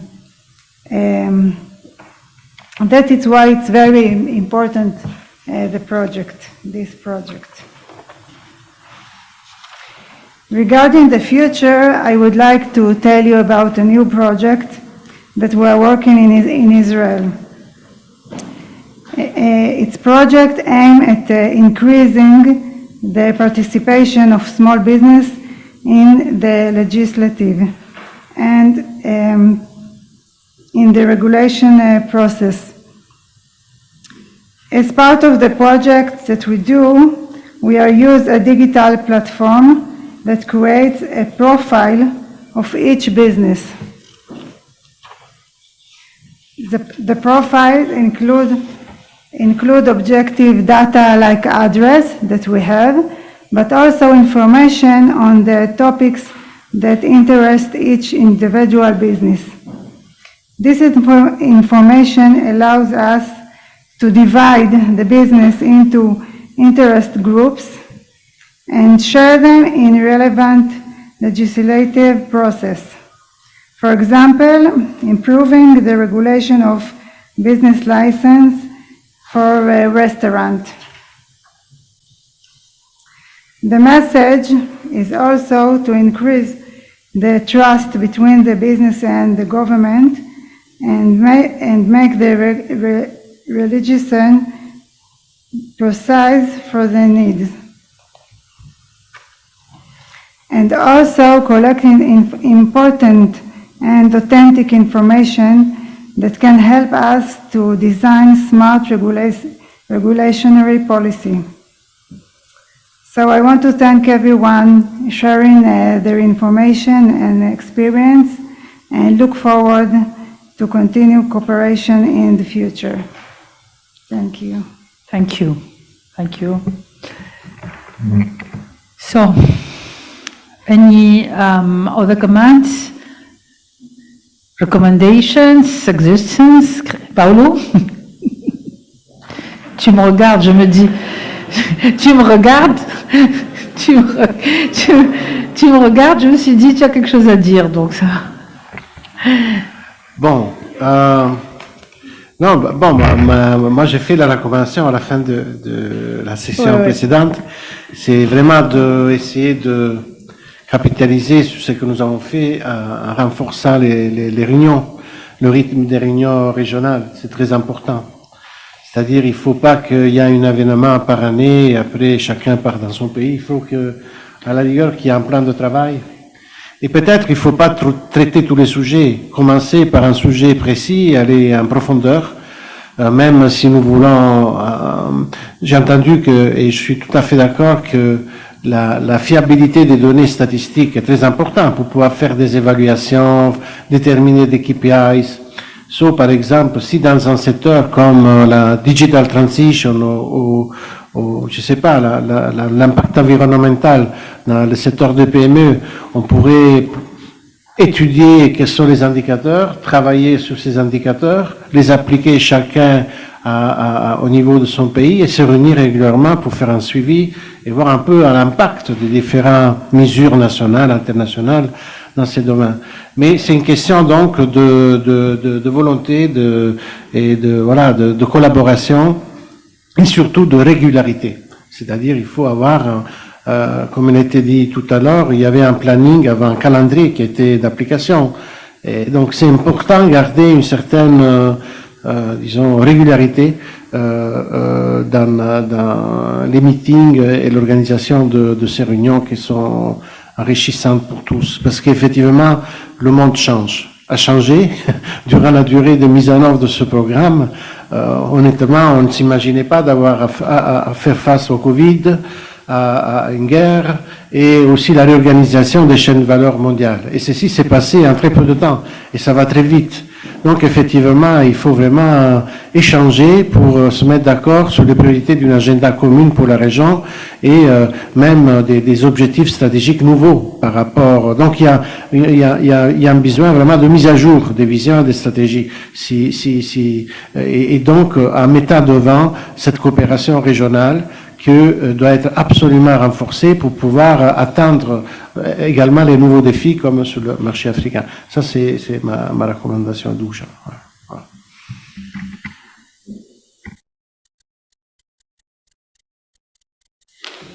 Thank you.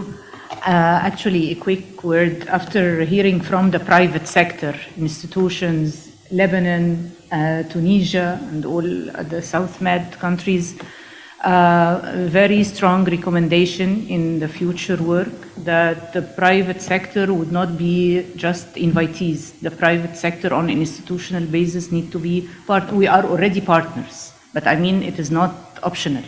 It is mandatory. This is one thing. The other thing, it is about financing the future of the future work. This project, the budget of the project, it was very minimal. Even in any one of our countries, we could have multiple funds directed to one single country.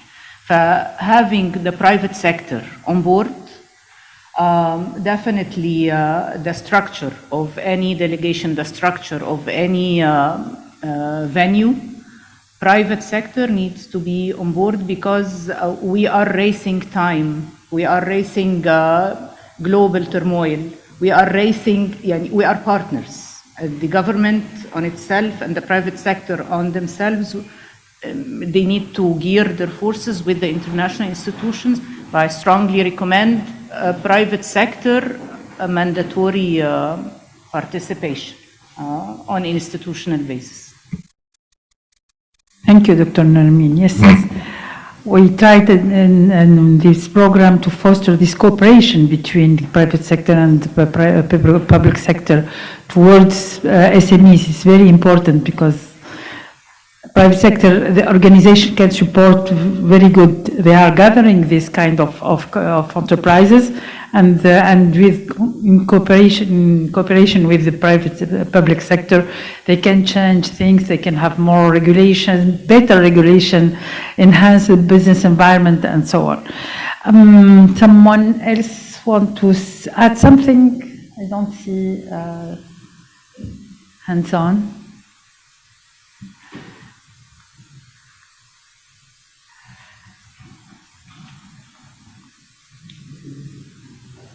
Why everybody's looking at me like that, staring at me? Okay, thank you so much for this beautiful exchange, and it's of course a bit emotional for us. We hope that this will not be the last occasion for us to collaborate with all of you. But you're not done with us yet. I took some notes, and I would like to share these notes with you before we terminate. So we've been, what we hear, that we are going through deep transformations, fast transformations, be they technological, be they territorial, be they social, environmental, so many respects, many dimensions. And what is really what this dialogue shows is that the regional response is complementary to what is happening at national level. It's complementary and it's adding value because we, as it was mentioned many times, we can benchmark each other, we can share experience and pick up an experience from another country and adapt it to its own environment, and you gain a huge amount of time. I will take just one example, okay, which is really very concrete. which is about the tool that we shared with the various countries that you developed actually, Mohamed El Jafari, which is the strategy for digitalization of GLGC. We stole from the internet, it was public information, the terms of reference of GIZ. We translated them in French, in Arabic, and we spread it all over the Mediterranean basin. And telling people, okay, actually this is GIZ financing that, so you can knock the door of GIZ. With your terms of reference, you just change the name of the country, name, you change, you know, you adapt it, and you gain, how much time you gain to have this tool? It's a tool, and you can raise money with that. Anyway, so this is to say that yes, it's this regional, we have economies of scale, we have, I mean, we can go further and faster. The second thing is that it's about the COVID. It really changed something, and it makes something that is in relation with the regulatory sandbox. It was kind of accepting the idea of a second chance for policymakers. Because we always talk about second chance for startups. You know, said, okay, a startup that fails, no big deal. In the States, he can go back to the banks and raise money. And actually, the COVID, since nobody had the answer, made it such that even central bankers were trying things, trial and error, and correcting them. And in coordination with all stakeholders, with the civil society, with the private sector, because nobody had the answer. And so I think that this really created a new type of dialogue that was more open, more and more horizontal. I mean, there was not one boss that was holding the truth and trying to convince their peers. No, it was really specifically with the private sector. We've seen that in Europe, in France, for example. Okay, this is really something that we are very Jacobin, we are very centralized, and the public sector is very strong. But thanks to the COVID, I must say that we have been more inclusive in the dialogue, and this is something that we have seen also in the South Med partner countries. So second chance for policymakers. Of course, it's kind of joke. I mean, but this is, hence the importance of the Euromed cooperation, this framework. And Dr. Amin, you mentioned that. Okay, so let's make sure that it's vivid. It's sustained, it's maintained, it's resourced, and under the leadership, chairmanship of the UFM. Because this is really the institution for doing that, for animating this dialogue. And Said, I will give you the floor to conclude this session, but again, thank you very much. Deepening the cooperation is also, I heard that, involving the ministers. I think that, yes, this was extremely important to have this channel open towards the ministerial level dialogue platform. And in the future, we must make sure that this is more activated, okay? And this is, of course, beyond our purview. But I mean, this ministerial platform is super important when we're talking about policies and we're talking about regulations. So, of course, this is the right level to activate. Concretely, this would translate into regularly organized meetings, a calendar that should be disseminated so that we are aware of what's going on at regional level and also at national level in the subject of interest. Need a framework for KPIs, reactivate the SME policy index. I'm a strong supporter of that. We'll see, but as Ibtissam was proposing, also we could make surveys, ad hoc surveys. And everybody also stressed surveys, yes, that's good, but I mean, data is the key. And we know that data is costly. And actually, but interestingly, with this new economy, data, now everybody is more convinced that data has a value. If we compare that with 15 years before, because yes, you invest in data, and this data has a huge return on investment. So, so data, why not doing like surveys? And then considering cross-cutting dimensions, which are extremely important. It's very interesting because we didn't have in our terms of reference green and environment, okay? But I mean, let's think about it. It was in 2015 maybe that this program was formulated.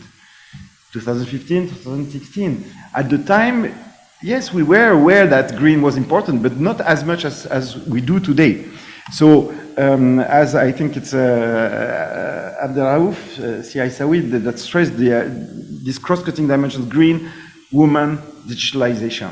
3 really big dimensions that are cross-cutting, that could be further explored, involving the business support organizations, deepen further the training of the SBACs on specific topics so that they can, but we don't want, here we have to be very careful. We don't want the SBACs to become a specialist of IT and digitalization, or be specialist of fintech, or be, so it's more training to give the sufficient level so that they can really play at full their role of coordinators, and that they are legitimate when they are convening stakeholders to discuss on the subject. Okay, but actually, at the end of the day, experts should be there and mobilized anyway. Involve the private sector in a structural way, not only as guests whenever they have time, but I mean to have them embedded into the governance of this dialogue platform. Very important. Supporting cross-border projects and highlight the complementarity of the various countries. Yes, not to consider ourselves as competitors, but also to try to look at complementarities that would allow us to conquer these new markets. Africa was mentioned so many times, and definitely Africa could be a springboard for regional integration. Definitely. Morocco, Egypt also are playing, I mean, geographically could be the hub, okay? So, I mean, there are plenty of things to be done. And this is, as we know, a very dynamic market. So let's think about it.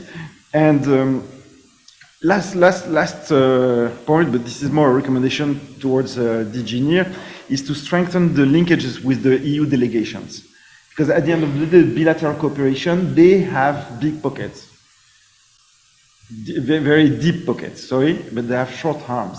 So that's why our job would be to help them, helping us having an impact at national level. And the impact at national level, this means talents, this means champions, it was mentioned many times, and it means resources also. So we need definitely to convey this message through the UFM and through DG NEAR also, and DG GROW, because industrial cooperation is DG GROW, to see how we can really strengthen again these linkages with the EU delegations and other potential resource partners, because there is no exclusion, discrimination in terms of resource. we would like to get any kind of resource from any donor. So basically, these are the points. Of course, I missed a lot of them because we said so many things. What do you think, Said? Yes. Is it okay? Yes. Yes. Now it's my turn. Yes. Okay. First of all, it was really interesting hearing all of your comments and feedback. It only confirms that the excellent implementation of the project. And here I invite you all to give a big applause to Christophe and his team and all SBA coordinators for the excellent job. Okay.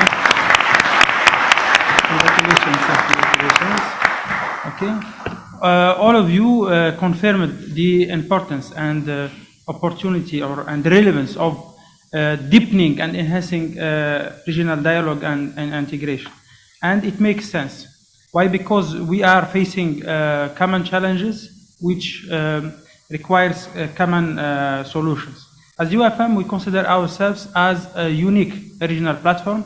Why? Because we have the capacity to bring what we call it the convening power, to bring different countries from the region. We are the only framework where we have all the countries of the region, EU, North Africa, Middle East, and Eastern Europe.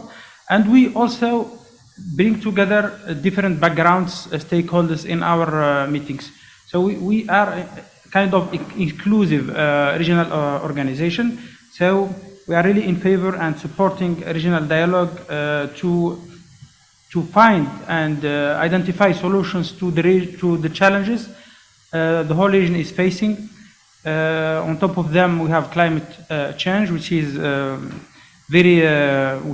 has become very serious threat to the whole region. In its, I think that was the last report of the CII. The climate change was mentioned as one of the threats to national security, in addition to China, Russia. So it gives you an idea on how serious it can be climate change and its negative effects. So it can go from conflicts, international conflicts on scarce resources to international conflicts. It has to be taken very seriously. We have all seen the high temperatures during the last summer. It reached the high records never, seen before. And the floods in Libya. This is a clear manifestation of how climate change can be devastating. One other thing is that you all highlighted here and insisted on is the need to have collaboration and cooperation, not only on the international level and regional level, but also on the national level, because public-private partnership is key for any sectors. Governments alone cannot solve all the problems. Private sector alone cannot solve all the problems. They need to join hands to tackle the problems effectively. So we support, of course, this as UFM, and we make sure to have all stakeholders, as I just mentioned, in our meetings and conferences. The participants here also highlighted the relevance of the topics that have been discussed during the last year, but that are also of relevance for the upcoming years, such as digitalization, internationalization of SMEs, women empowerment. I'm going to say that these topics are not only timely, but timeless. They are going to stay with us for, I don't know how many years. They can be adapted, tailored, maybe according to the priorities of the moment, but they are going to stay. For example, we can put more focus on access to green finance, access to inclusive, but access to finance, internationalization will be here for, I would say, for forever. So we agree on this, and as UFM will be and carry on working on this topic within the framework of the platforms and the structures that compose the UFM. So this gives me the opportunity to explain a little bit what can be done by the UFM in support of regional cooperation. So the UFM is a regional organization, and the way we work is very straightforward and can be explained easily, which is what we call the three-piece working methodology. We have ministerial meetings, we have platforms of dialogue, and we have regional projects. For the ministerial meetings, we bring ministers from all the region to discuss specific topics, and as UFM Secretariat, we think and believe it's high time to have a ministerial on industrial cooperation. I raised this issue with the co-presidency because ministerials are run by the co-presidency, but their point of view is that we need to have substance and something concrete to call for a ministerial. Our opinion as UFM Secretariat is to call for a ministerial to give an impetus, political support to regional cooperation in the field of industrial cooperation. So I will raise this issue again with my interlocutors at the European Commission, namely DG GROW, and hopefully we will be more successful this time. Then we have platforms of dialogue. We have two types. We have permanent platforms of dialogues and ad hoc. Permanent, we have the permanent UFM regional platform on industrial cooperation. Most of you are also members in this regional platform on industrial cooperation. Unfortunately, the last time this platform convened in a physical format was in 2019. That was back-to-back with your event, Christophe. Then we have held online meetings during the last years, but I will advocate and work for having another in-person meeting of this platform of dialogue. Of course, it has its specificity. It includes mainly representatives of ministries of industry and the trade. So it's not open for the time being for private sector and other stakeholders. So this is how platforms, permanent platforms of dialogue are organized. But all of you, all member countries are welcome to this platform of dialogue as far as they are coming from public institutions. So hopefully we will have in-person meeting soon. One of the upcoming tasks will be to discuss maybe the future work program for the period after 2024. And of course, we will be happy to have your inputs and proposals. In coordination with the co-presidency, access to finance, internationalization will be for sure in the work program for the upcoming period. Then we have what we call ad hoc activities, and here the UFM Secretariat has more flexibility. We can propose activities. We can choose a topic that is of relevance and interest to member countries and work on it together and choose the stakeholders, the speakers. So for ad hoc activities, the UFM Secretariat will be more than happy to have you on board, either as speakers or participants. Unfortunately, we cannot have the same format, all the participants at the same meeting, because it depends on the topic of the event. For example, if it is food industry, we will have relevant stakeholders. But I will personally make sure to have representatives coming from this respectful gathering in our meetings of relevance, like I did in Cyprus last year. I had some participants from Tunisia, from Egypt, and it was really successful. And lastly, the third pillar, which is regional projects. Regional projects are not promoted by the UFM, but labeled by the UFM. We have, for example, EMGN project. It tackles the issue of access to finance for SMEs. From the point of view of guarantee schemes, we are supporting them to scale up the project. Most of the countries here are also a member in this network, so we are supporting them to have finance to be funded through GIZ and to expand their project to other UFM countries, and it's of relevance to this project, which is access to finance. One more thing, an announcement I want to make, because you remember, Christoph, we had a discussion back in Rome in June about the Women in FinTech network, and I promised to propose to the co-organizers, Bank of Spain and Bank of Croatia, because the next meeting of central bankers, governors, central bank governors will be organized in Split, in Croatia. This time the UFM will be playing more active role because we have been participating, but this time we will be co-organizers together with the Central Bank of Spain and Croatia and OECD and MED. And I proposed to include, and it was accepted, a point on access to finance for women with sub-point or on women in FinTech, and I will invite one of the network to present the project. It's more about raising awareness and because there will be policy makers from central banks. So as I promised, it will be included in the project. And for your information, there is an ongoing reflection on the level of ministries of foreign affairs of all your countries on how to enhance the role of the UFM in terms of budget, in terms of mandate, in terms of coordination between focal points at the level of ministries of foreign affairs and the different sectors, in terms of complementarity between the policy level and the operational level. So there is an ongoing reflection. Hopefully there will be something more concrete because all countries in their statements, their ministers of foreign affairs, they confirm their willingness to support the UFM as a tool, the perfect tool for regional cooperation. We hope there will be more concrete proposals to reinforce the role of the UFM.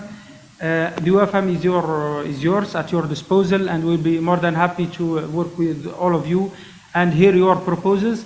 And I look forward to receiving the proposals, suggestions from the participants, and do my best to include them in our upcoming work program. Thank you very much, Christophe. Thank you very much, Dr. Charna. I will give, as a matter of conclusion, the floor to the project director, Daniele Mazzanti, who I guess you followed all the debates. You can hear me? Hello? Yeah. Thank you, Christophe. I'm representing GOPA Worldwide Consultants, which is a German company. It is also a leading company in the sector of development cooperation. We are based in Frankfurt, and we work mostly in projects financed by the European Commission, but also the German cooperation, the World Bank, and other donors. And I would say the European Commission is our core client. And well, being the company which provided technical assistance and managed this project, I'm very proud. I have to say I'm very proud of the work that all of you have done. As a company, I'm very proud to having performed or represented this project. We started in 2018. It's already 5 years ago. And remember, we started with some difficulties, even some skepticism, I would say. We struggled in the first months, in the first period, to put together a good strategy, a good overall work plan together, because we had to put together a lot of different interests, a lot of well, differences, different opinions on what to do, how to set up a regional program when you have countries with different interests, different priorities. And we struggled at the beginning, but I think eventually you, together with our team, you managed to come up with a good strategy. And I have seen that this strategy has been followed from the start till the end, and is still there. It is the strategy based on the two pillars of internationalization and access to finance, and both of them with a strong component of digitalization. And I think based on this solid strategy, the program has grown during the years, despite the difficulties of the COVID period. So we could overcome a long period of COVID difficulties, and now I think it was working in the last years after COVID in really full position, I would say, in full intensity. I am very happy also to have seen the same people, SBA coordinators from the beginning, which is not always a given fact. In other programs, you say quite often the focal points, the representative of different countries changing continuously. But this continuity, I think, has been very, very important. I think also the team SBA coordinator has grown during the program, has given more inputs, has really participated more and more, with more enthusiasm, with more convinced that this is the right way to work together, doing a dialogue, putting aside differences and working together on common issues, on common problems, and trying to find solutions together. This is something that I appreciate a lot. I really want to thank all the SBA coordinators that already we know since several years. With the partners that you have, I could see that you have integrated partners from private sector, from the banking sector. You have created a network that is a solid basis for the future. I want to thank the UFM for hosting the event, and not only hosting the event, but being such important partner for the project all the time. I would like to thank the European Commission that is not present here, unfortunately, but I hope somehow they can hear the message, because this was a very good meeting. For of course, for financing and for giving strategic orientation to the program, which has always been very useful. We have worked on the strategy of the program continuously. Our team, our backstopping team from GOPA, the European Commission, together to put the project in the right track. And then I want to thank our team, Paolo and Christophe.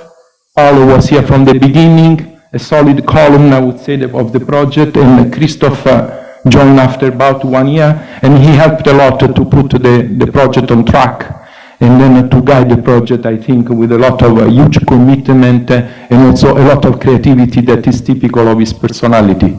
well, I don't have to praise my team myself. Maybe this is something that should be maybe should come from the partner, from you. But I think from our point of view, we are quite happy also the performance of our team, and I can only hope that we could work together again in the future.